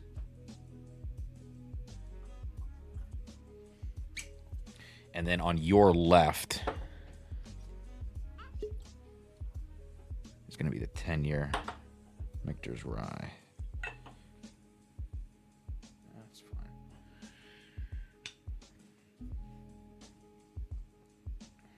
So, Rarebird says, Michter's barrel entry is 103. Flavor should be relatively concentrated, just not as much ethanol.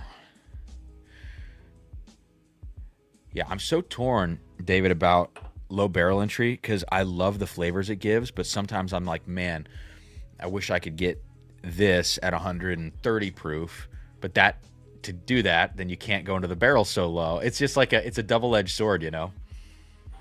Or you could take something with with low barrel entry, like a Michter's barrel, and then just take it down to Texas, put it really high up in a rickhouse for a couple of years and see what happens. I think that would be kind of interesting. Do you have the 117 rye? Proof is overrated insofar as it doesn't deliver the flavor in a round way. Like if the proof is high and the flavor comes off as a result of it intensely but without abrasiveness, then the proof matters to me. You know, it's like maximum flavor at the proof.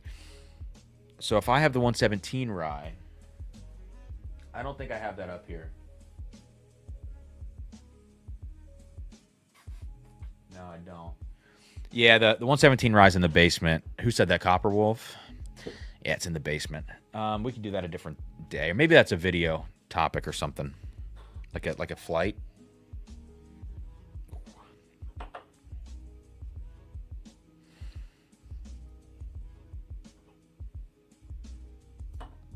Wow. Okay. Is Jeb in here? Says Joe. I just cracked my barrel. Foolproof, credit where credit's due. Can tell I'm going to enjoy this. Dude, barrel foolproof. Man, that's a great bottle. It's a great bottle. Or a... Oh, gosh. See you, Randy. A Coy Hill rye was the best comparison I found. That sounds like it would be the case. What's the proof of the Parker, the President's Choice rye? This one's 122.2, but they're all single barrel, so they're all going to be different.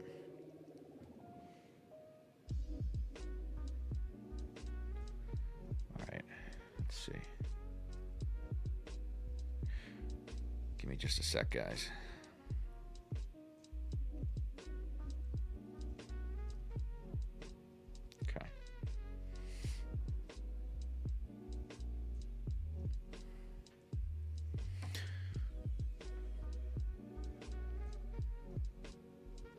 Okay, I'm caught up. Cool. Oh, what did Kenny say up there? Oh, thanks, Mojo. All right. So, does anybody agree with this, that the Michter's 10 rye over the last couple of years has had like a pretty dramatic flavor drift? Would anybody agree with that? Because this is not at all. And I think I've probably tasted this 10-year rye on a stream before because I got this bottle like a month ago or something, or 2 months ago.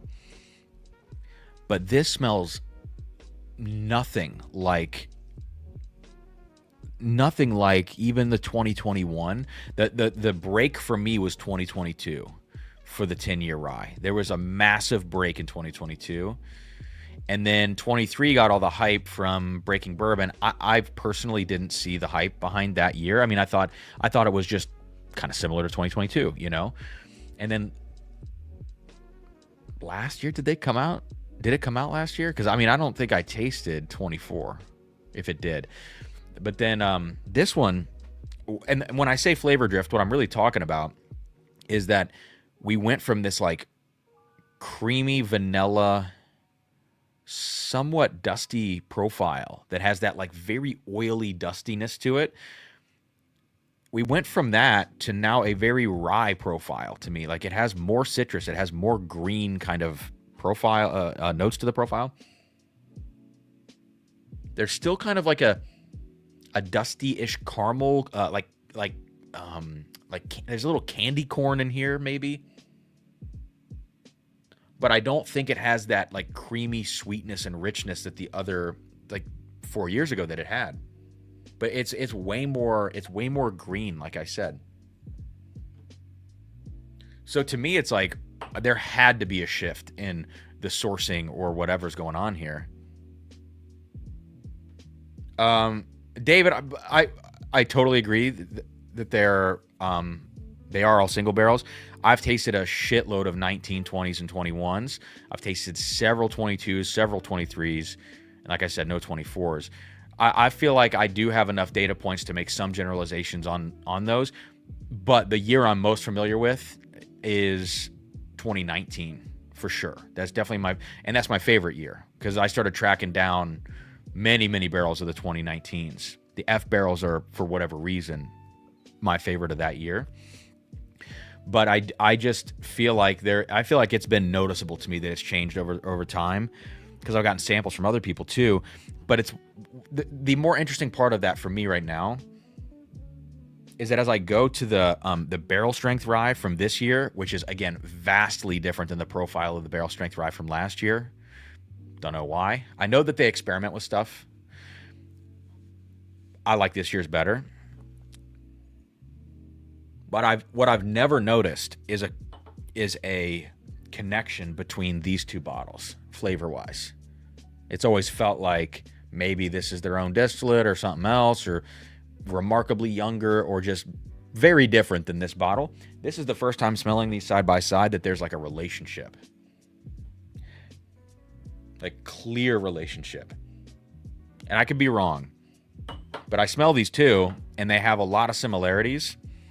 And the Michter's 10, I've done the comparison to the 117 rye. It's pretty effing close. Then you go to the, I keep saying Parker's, the President's, and this is a very different beast. It's so much darker. It's so much different. There's no relationship from that rye to these other two.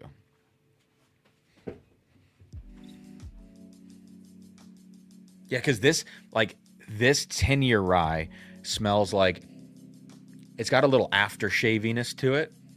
Like it's just that brightness, that Alka-Seltzer-y, aftershavy, very, very citrus, like more citrus than I've ever gotten on one of these. Yes, there's still age to it. Yes, there's like that candy corn thing that I talked about.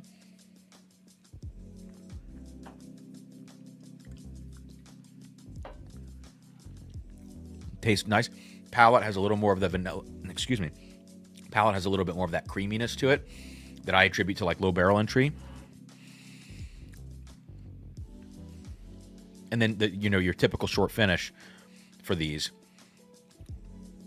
I do like it, but I don't think that doesn't have like the wow factor of some of the previous ones, previous years.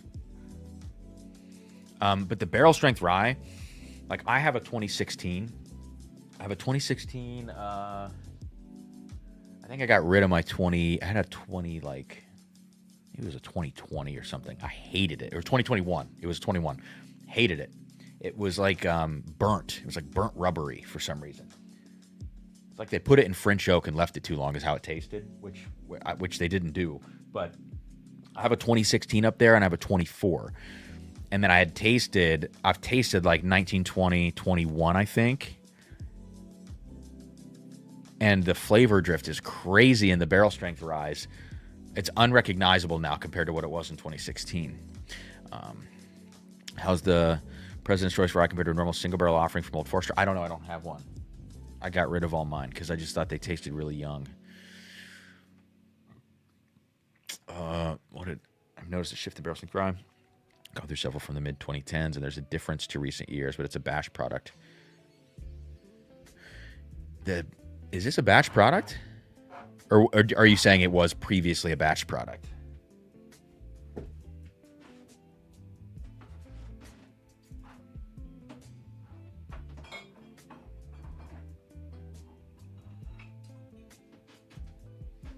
We're just diving deep now, guys. This is the fun part. This has a single barrel delineation on it. At least the 16, the 2016 at least. I don't know. You're saying mid 2010s. I don't know. Maybe was there a point at which these were actually batched? Any chance you think the River Roots rye pick will become available to the public? No, Brian. Unfortunately, man, the ryes they fly away in our group. Our group somehow sells ryes better than we do bourbons, which is kind of hilarious. Actually, that might be an exaggeration, but it's damn close. I'm pouring the 2016, guys, because I think of all the years, this 25 is probably the closest to the 16. The 24 was not. That was the 24 Michter's Barrel Strength Rye had that, what I talked about is kind of like that grainy honeyness to it. Let's look at the color. It's always funny to see the color difference. 16 is darker by probably like one shade, you know? Oh, it smells good, huh? Smell this year's. Whoa. Whoa. I can't think of the dessert that smells like.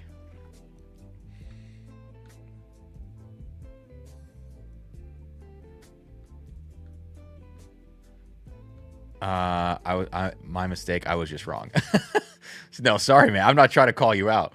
Because I know that the early Michter's 10 products weren't those batched, and then I feel like there have been variations in the Michter's 20 where you had batched ones versus single barrels, maybe.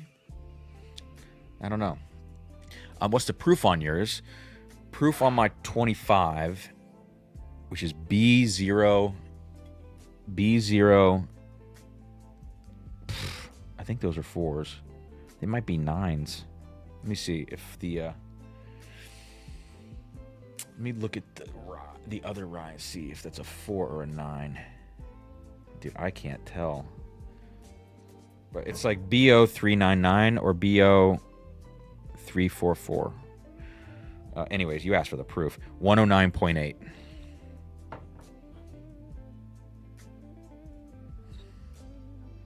The 2016 smells like a rye of Michter's. The 2016 barrel strength. This is like... This has got some minty herbal thing going on. Ooh, but the palate is fruity, like lots and lots of cherry notes to this. So that's unusual for me for these. And then going on to the 25. 25 on the nose is it's like maple. It's like maple syrup. And that's why I like 25 right now, because the 25, while it is so close to a bourbon with its profile, it's not even funny. It kind of rounds everything out because it has this sweetness to it.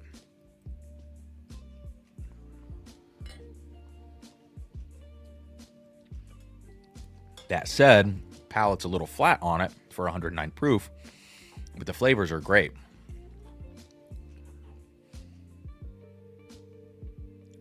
So maybe there's less of a relationship than I thought between this 10-year, which definitely smells like the 117 Old Forester rye in a lot of ways. Maybe there is less of a relationship between that and the barrel strength. But let's go to the President's Choice now to round this out. The President's Choice just smells infinitely darker, infinitely more chocolatey. Less nuance on the nose. It's just a powerhouse. And that's a proof thing. That's a overall profile thing.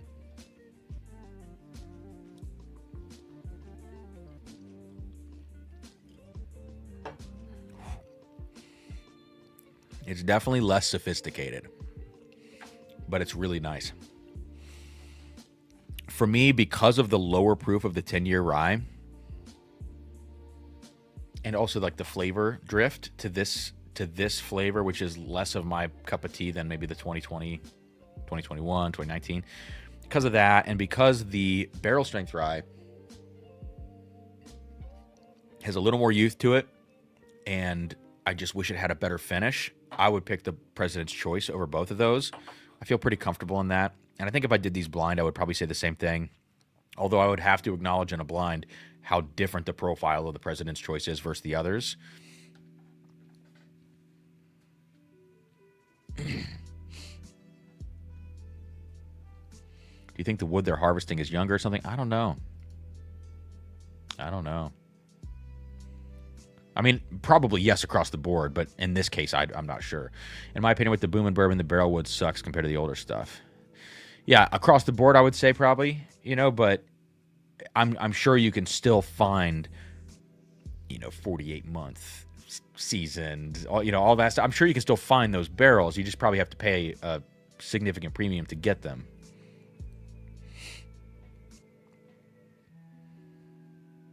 But yeah, this also, like, older Michters is probably Brown Forman, and newers is probably theirs or another source. I would totally believe that.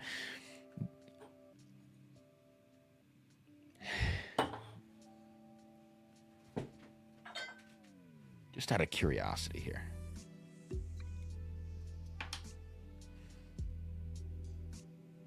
What did I pour on that? Oh, the 2016? Okay. Hang on.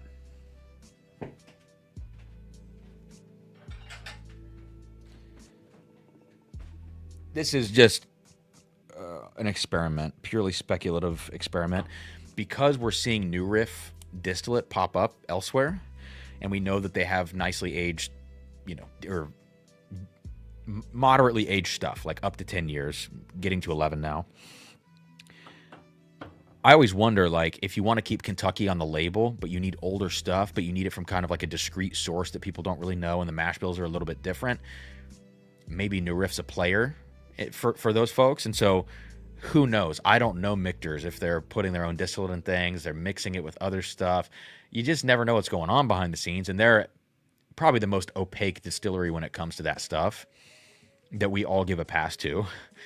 But I wonder how this Calumet, which I really think this is New Riff based on the mash bill. I really think so. I always think, like, what if Michters was sourcing from them? Would it be obvious? Nah. Pretty different here. But also the mash would be different, because I think Michter's barrel strength rye is supposed to be barely legal. I might just be making that up. But this one is 91.9. It's much more rye heavy mash. That's a failed experiment. All right, let's keep going. Have you recovered from the last live stream yet? Actually, no. Actually, my body is still not in great shape. That's why I'm spitting a lot of whiskey tonight.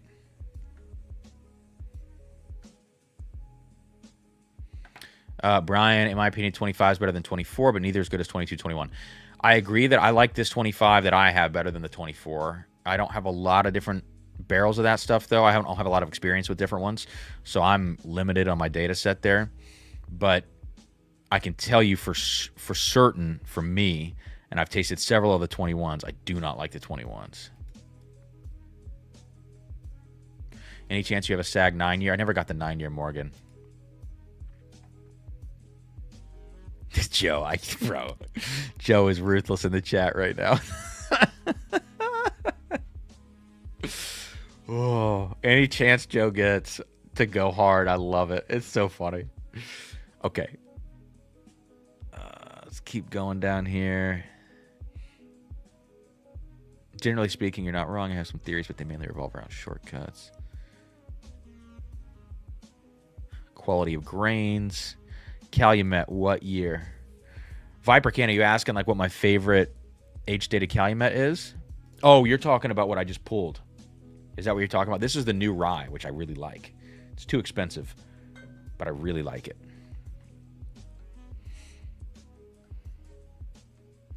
Compared to Sagamore 9, yeah, I don't have that.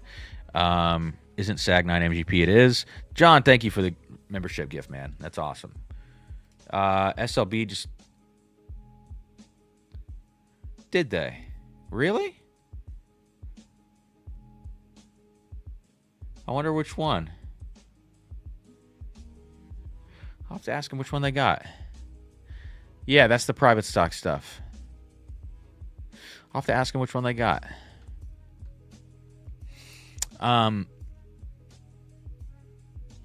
Okay. I thought they were going to pick a beam, but they hadn't decided at dinner that night, so that's why I was running back and forth between the two buildings when they were going through some of those New Riff barrels. So yeah, they landed on an 8-year New Riff barrel. I wonder what the barrel number is. I'm gonna have to ask Trenton.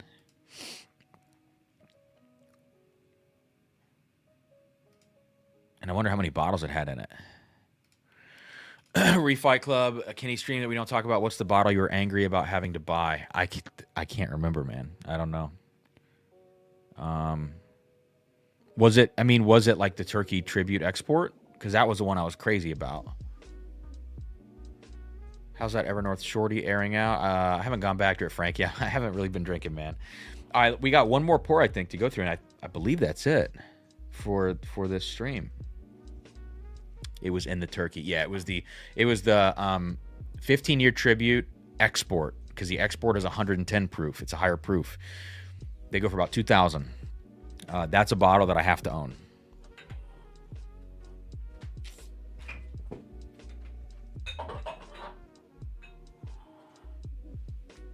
Oh, Bowman. I forgot the Bowman. Do I do the 20-year first, or do I do the Bowman first, which is a higher proof? I always like to end with higher proof, but I got to do the 20-year next. It's a nice smell.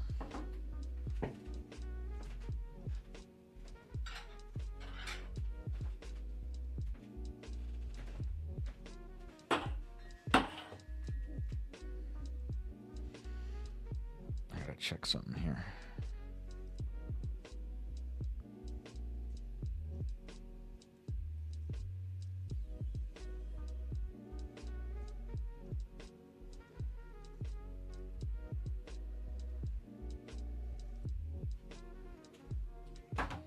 Okay.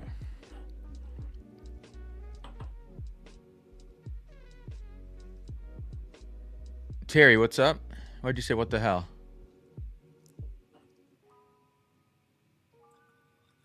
All right, I'm not going to spit this one. This is a $1,400 bottle, SRP. So we're going to actually sip this. Color, very nice.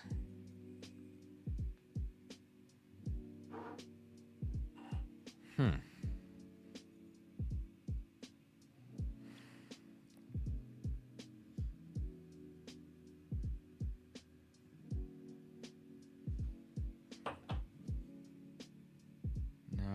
what do I need here?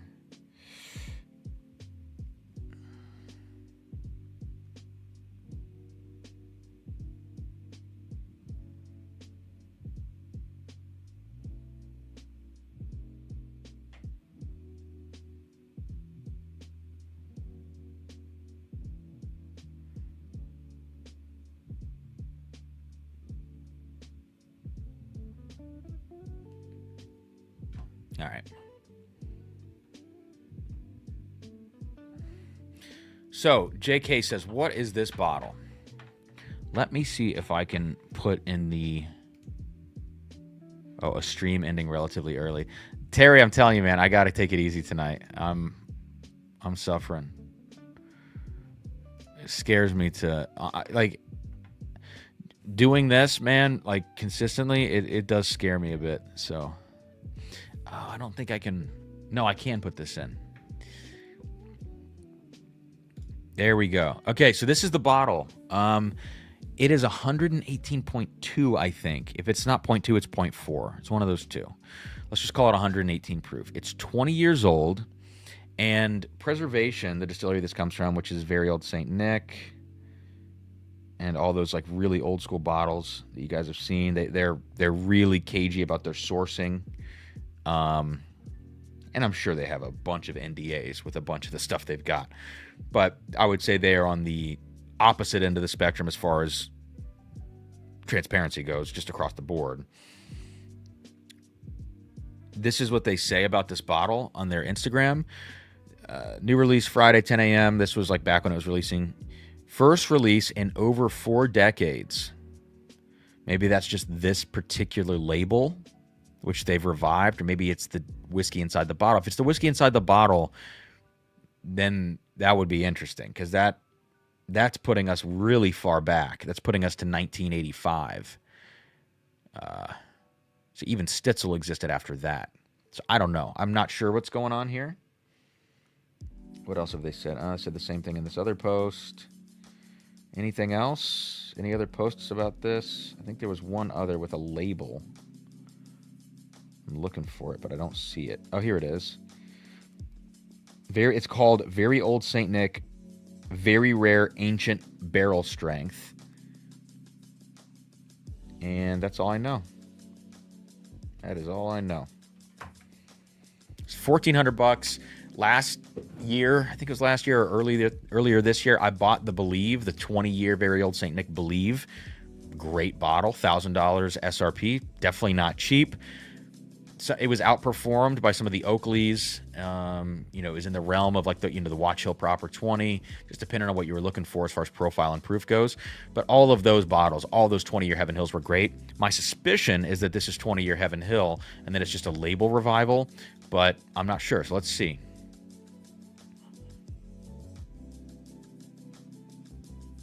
It smells like 20-year Heaven Hill, but it smells a little different. Like it's not quite the same profile as the Believe 20, which unfortunately I'm out of. I don't have any more of that left to compare. I can maybe pour one of the Oakleys. Like the lowest proof Oakley might be a good comparison. I'll do that. Why not?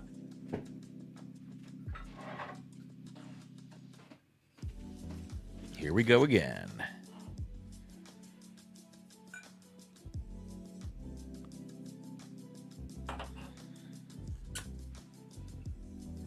I don't want to put this on the floor. I've already broken one of these damn things.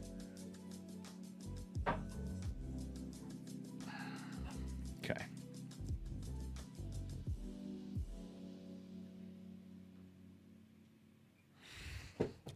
Proof is going to be tough between these two. It's a 11 proof point difference. Yeah. The good old 3K at Unicorn Auctions Oakley bottle.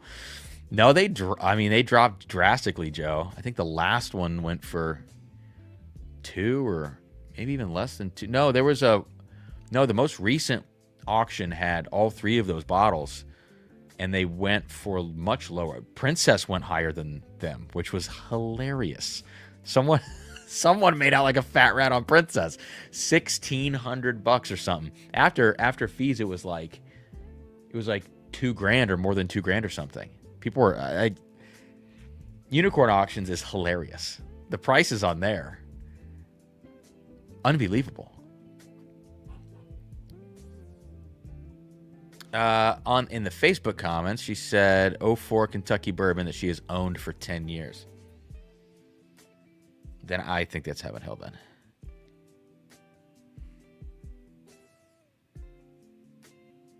All right, that's Oakley. Let's go back to this one now. Let's go back to this preservation. Listen, it smells nice. It does not smell like $1,400 whiskey. Whereas when I had the Believe 20, I was like, that smells like $1,000 whiskey in a lot of ways. Like if whatever $1,000 whiskey means to you, what it means to me is an opportunity, because it didn't really have a secondary value, to compare it to other things on the secondary market that do go for $1,000 and say, hey, I actually prefer this, this Believe 20. This doesn't have the same effect on me. All right. I mean, it smells old. Like, I'll give some more notes in a second.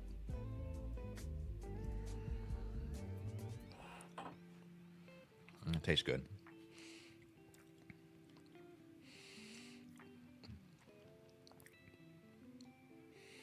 Yeah. It has the same effect that some of these 18-year Barton barrels have that are going around right now, which I'm not accusing this of being Barton. But some of those Barton barrels have way more like white pepper spice than you would ever expect an 18-year barrel to have. And so what it ends up doing is when you have a lot of that like top heavy spice and you don't have a ton of support underneath it, which not all old barrels of whiskey have a ton of oak. It's just every barrel's different. So when you don't have all that support and you have a lot of that top heavy white pepper, you just don't expect that profile from an 18-year product in the case of those Barton barrels. So when you go to this 20-year, it's kind of the same effect. I get more of an underlying just heavy, rich, kind of molassesy, kind of pecan pie. I kind of get that out of here, which makes me think Heaven Hill. but I still get a disproportionate amount of this like top heavy spice that I'm just not expecting, especially at 118 proof.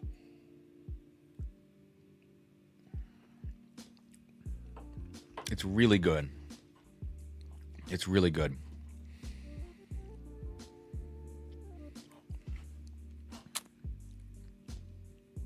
Okay, I'm gonna do. Here's what I'm gonna do.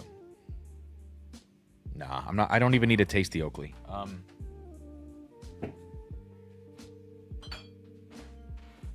This.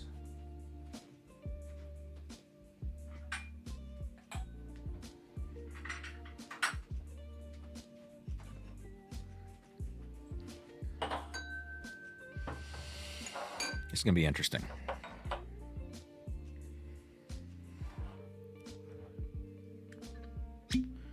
No, listen, Joe, I am with you, dude. like, buff turkey is... Listen, I feel like we got some great barrels of buff turkey. I really do feel that way. Buff turkey is the most overhyped whiskey that I can think of in recent memory. It's it's obnoxious. Like, whoever gets that bottle of Princess, honestly, it's just going to be a poor reflection on me and Sarah, because they're gonna open that bottle and go, that's all this is. And it's not our fault that they spent 1620 plus 27.5%. That's not our fault. But I hope that person is level-headed enough to not be like, fuck those people, you know? No, it's their fault for spending that stupid amount of money.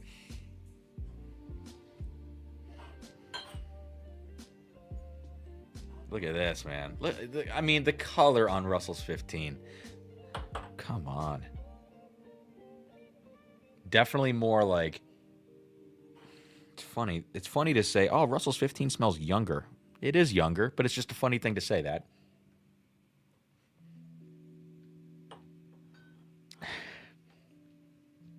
But Russell's 15 is kind of like... It's kind of more saturated. It's more saturated dark fruit.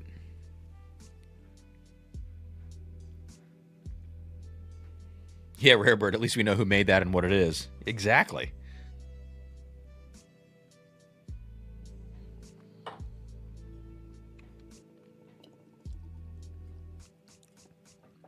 Yeah, man.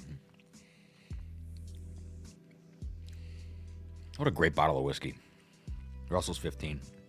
Proof difference here is negligible also. I mean, this is 117. Is it 117.2? 117.2 versus 118.2 or 118.4. So close. I do love this profile because I think it's probably Heaven Hill. Reminds me of it at least. And that is my favorite, like, really old whiskey profile is probably Heaven Hill.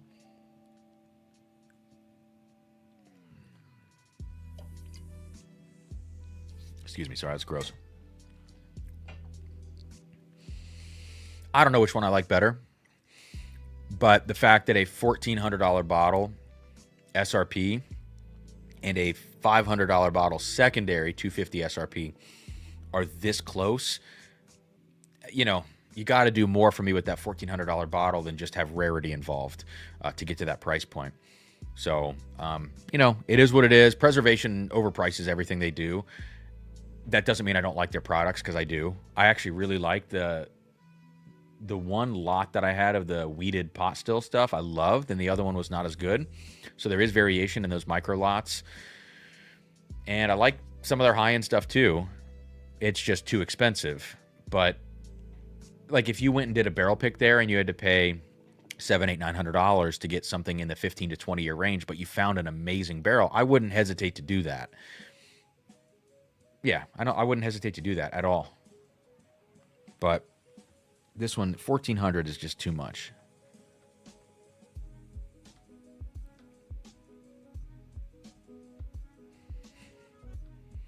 Have you done Russell's 15 versus Calumet 18? I haven't done that yet. I don't think. If I do that, I'm going to save it.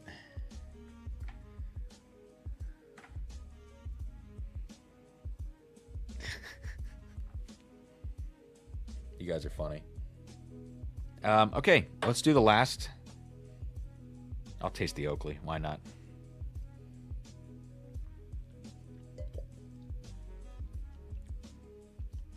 Oh, yeah. Yes. Yes, that's good. The table's crazy. I have no room on the table. One more clean glass is what I need. I think I have it. I got one more for this. Now listen, sequencing is going to play a big part here. So what I'm going to do... Squeaker. What's the line from the Emperor's New Groove? Squeak and McSqueaker? What's the line? Something like that. Color. Nice and dark. On this, we'll kind of coat the glass, give it a second. I'm going to take a sip, kind of rinse my palate. What do we got here? Eagle Rare. That is something with some banana to it. What have I poured? I don't know. Oh, that's the Old Forester President's Choice Barrel 69, which I will pour back.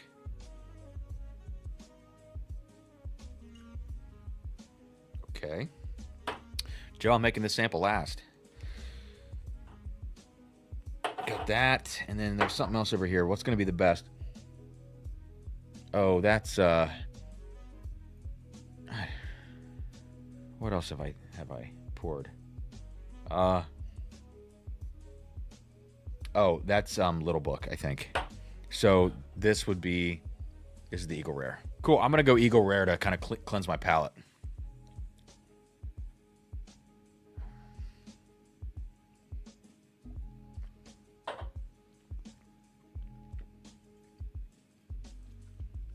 Okay. Now we're going to the same distillate, basically. You know, we're talking Sazerac here. Off-topic question. I'm new on your channel, says Joel. How long have you been doing this? The channel has existed for almost five years. I started the YouTube channel in October of 2020, and my first video was November of 2020. So we're coming up on 5 years. There was a period in the early stages of the channel, which for me was like during COVID. I was just going through some stuff. We all were. But I was a touring musician when I lost all my work, and I was trying to kind of figure out how long COVID was going to last and try to climb back into the career path of getting back on the road. And we kept getting, what was it? Slow the curve, or what was the phrase everybody was using? Anyways, stop the spread. Yeah, but it was a curve phrase. Anyways, the point is, flatten the curve. It's like 2 weeks or 6 weeks to flatten the curve, whatever it was. So I kept holding out hope that I was going to get back on the road. So I took like 6 or 9 months off of the channel, and that completely killed the channel in the algorithm, and it never came back into the algorithm in the right way. Like the trajectory that I was on in the beginning, if you put it on a graph and you looked at it and you compared it to other channels at the time that had that same trajectory that were starting around the same time, if I hadn't taken that break, and again, you never know what would happen in the past, but based on the data, if I would not have taken that break, the channel right now would have 40, 50K subs, something like that, if I would have just stayed consistent at that time. But that break killed it, and I feel like YouTube is finicky in the algorithm. So if I could reset myself in the algorithm right now, I would do it, because I think we would grow way faster, even with like more sporadic content. Copper Wolf, I wasn't going to say it, but... All right, so we are on to this, what do they call it? A. Smith, not Abraham. A. Smith Bowman Cask Strength Batch 4. It's the first one I've ever owned. I do have a Batch 3 sample up there. I'm going to save that sample for a review video. And that sample, I believe, came from Jeremy. So this is 139.7 proof. That's a recognizable proof for many of us, because I think that's the same proof as Batch 11 ECBP. Is that right? No. That's 139.4. Well, not that recognizable then. 139.7. It's 10 years age stated. And I believe this gets a third distillation. So it shows up to this distillery from Sazerac, and they distill it one more time. That's my understanding of what's going on here.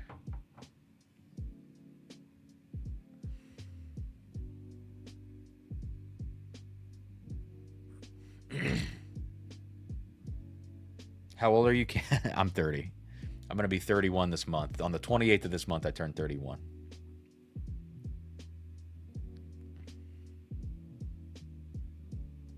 All right. Whoa, whoa, whoa. Funky Monkey. Is Funky Monkey on Unicorn right now? Is that right? Terry, I was having the 129 Oakley. How tall are you? 5'7" and a quarter. Gotta get that quarter. I need every quarter inch. I don't love the nose on this, man. It's really hot. It's 139.7. It's super hot on the nose. I'm almost 28. The Emperor's New Groove quote gave it away. Yeah, man. It was one of my favorite movies growing up, Emperor's New Groove. We turned that on. Sarah and I watched it, I think like last year or something. We had been quoting it. And it's like, we got to turn this on.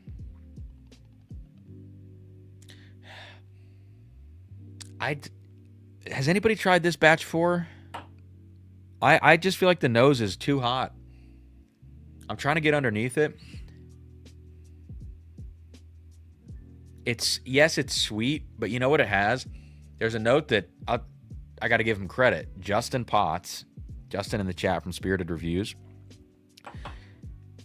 It's a note that he used to describe dark arts. Not dark arts. Sorry, I have buff turkey on the brain. Buff turkey at super high proof. Whiskey Rambler was talking about dark arts. No, but buff turkey at super high proofs has a note that's like hot and sour soup. Look for that note, guys. Justin is spot on with that. This A. Smith Bowman batch 4 has that hot and sour soup note. It's a little sweeter than the buff turkeys were, but it's the same effect on the nose. It's just all heat, all spice.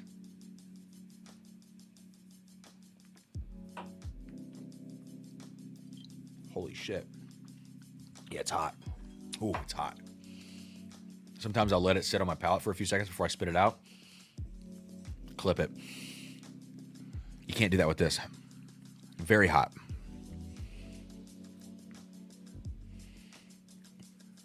I just don't, like, if you want a really intense whiskey that has some sweetness to it, it's going to blow your palate out, sure. But this is not George T. Stagg. This doesn't have, there's no like sophistication to this even a little bit. It's brute force in whiskey form.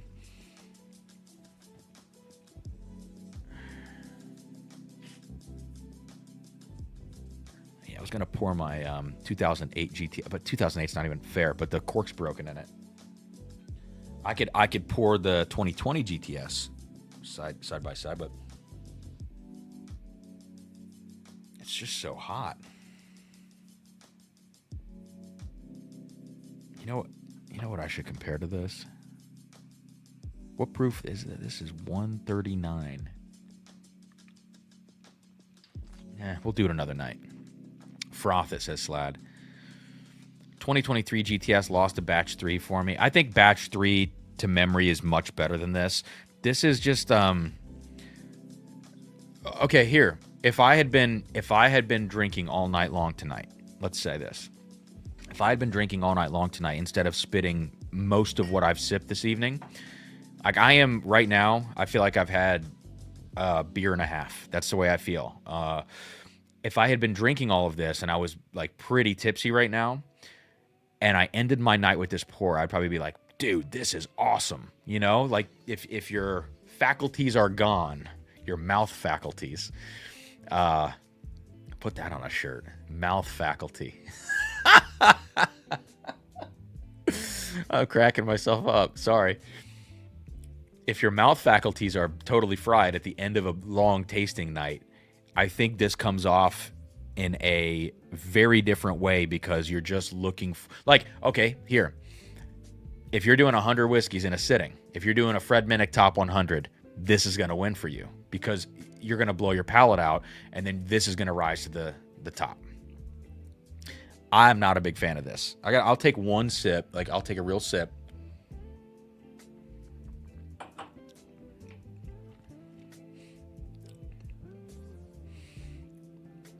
Maybe better on that second sip.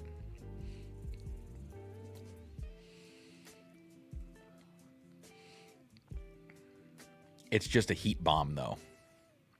And I think Batch Tree's better. And if it is true that they distill this a third time, that would make sense to me, because this feels kind of stripped down in the same way that that Hazelburn is triple distilled, right? Am I correct about that?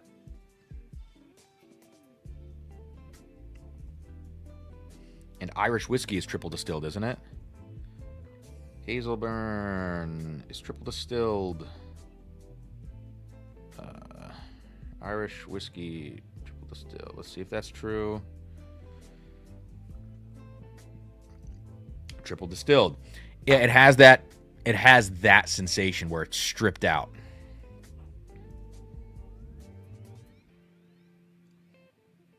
Is it getting better with air right now? Maybe. Maybe it's just my palate acclimating and my nose acclimating to this intense proof.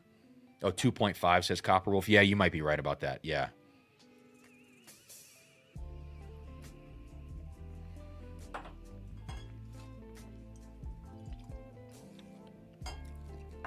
I don't know. Maybe. It's going to appeal to a lot of people because it's so hot. I'd rather have GTS. It's not the GTS killer for me. Okay, I think that does it, guys. I think we're wrapped up. 2 hours, 15 minutes. I am about as stone cold sober as I've ever been at the end of a stream. And honest to God, I'm happy about this because I don't feel like shit. From your perspective as the viewer, let me ask you this before we wrap up. Is it offensive to you, or does it lower the experience or cheapen the experience if I'm spitting like half to 3/4 of what I'm sipping on in an evening? Like, do you feel like, oh, he's not really sipping it, he can't give an accurate read? I do try to, like, if I really need to dig into something, I'll spit it a few times, and then the next time I'll actually take a sip. Do you as the viewer, like, get offended by that? Or do you still, like, is it still as engaging? Do you still find it to be as informative, if it ever is that?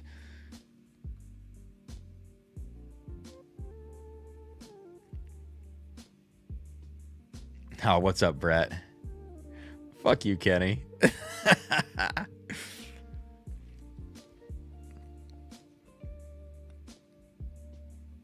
It's fine. Just funny. Spit whiskey versus swallow whiskey, says Morgan. I will never rate a whiskey. Like, I'll never give a straight up, hard and fast, committed score to something if I'm not actually drinking the whiskey. I can say that. I hate you guys. I needed real feedback, you mofos. We'll get used to this. Mike says, it's better this way, consistency in your opinions from start to finish. Brett, you guys are cracking me up. All right, I'm going to bail. This is great because I can get other things done tonight. I got to go do some dishes. I got to pack some boxes. And tomorrow's the 4th, and we're not doing anything. I'm going to take that off the screen now, Brett. Sorry. We're doing nothing here. We're chilling. Can I give you guys, please, 2 final shameless plugs? One is that, again, we've got a couple bottles left of our Evernorth pick. This one has the one that's left has the great value sticker with Brandon on the back, which is cool. 131 proof 6-year Green River, $70. Code CAM at checkout. Buy as many as you want. I'll make some posts about it on Instagram tomorrow and YouTube, and we'll get those things sold. But if you want them now, go get it. And then the last one, the best way to support the channel, it's literally the price of a cup of coffee, depending on where you live, or maybe a sandwich or half a sandwich, depending on where you live. The Patreon, $5 or $10 a month. Great way to support. Great way to get your hands on some of our picks. Gives you access to that stuff, especially in the $10 tier. If you're in the $5, it's more of a support tier. If you're in the $10, you're you're able to be a lot more competitive about getting picks. We usually drop about 400 bottles at a time at this point every 3 weeks, which is crazy. We got a lot of cool stuff coming up. I think 15 to 18 barrels in the queue, 20-year stuff, 18-year stuff, hazmat, bourbon, hazmat, light whiskey. We got all sorts of stuff coming up.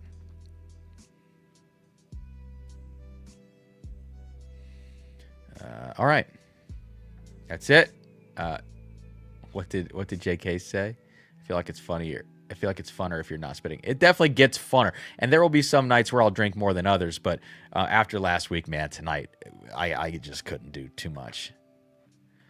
Yes, Kenny is still here, and which I love. I love that Kenny was hanging tonight, dude. And Kenny is right. Both of our picks of the 18-year Elkwood Reserve beat Calumet 18 in blinds across the board. So it's cheaper, and in our opinion, it's a little bit better in a different way. Calumet 18 is a very complete whiskey because it's blended. Ours are more singular. Mine is like this really old dark fruit kind of profile, 125 proof, and Kenny's 135 proof, just freaking intense, sweet old whiskey. Yeah. There we go. All right. I'm out. Have a good night, guys. Oh, didn't mean to put that on the screen.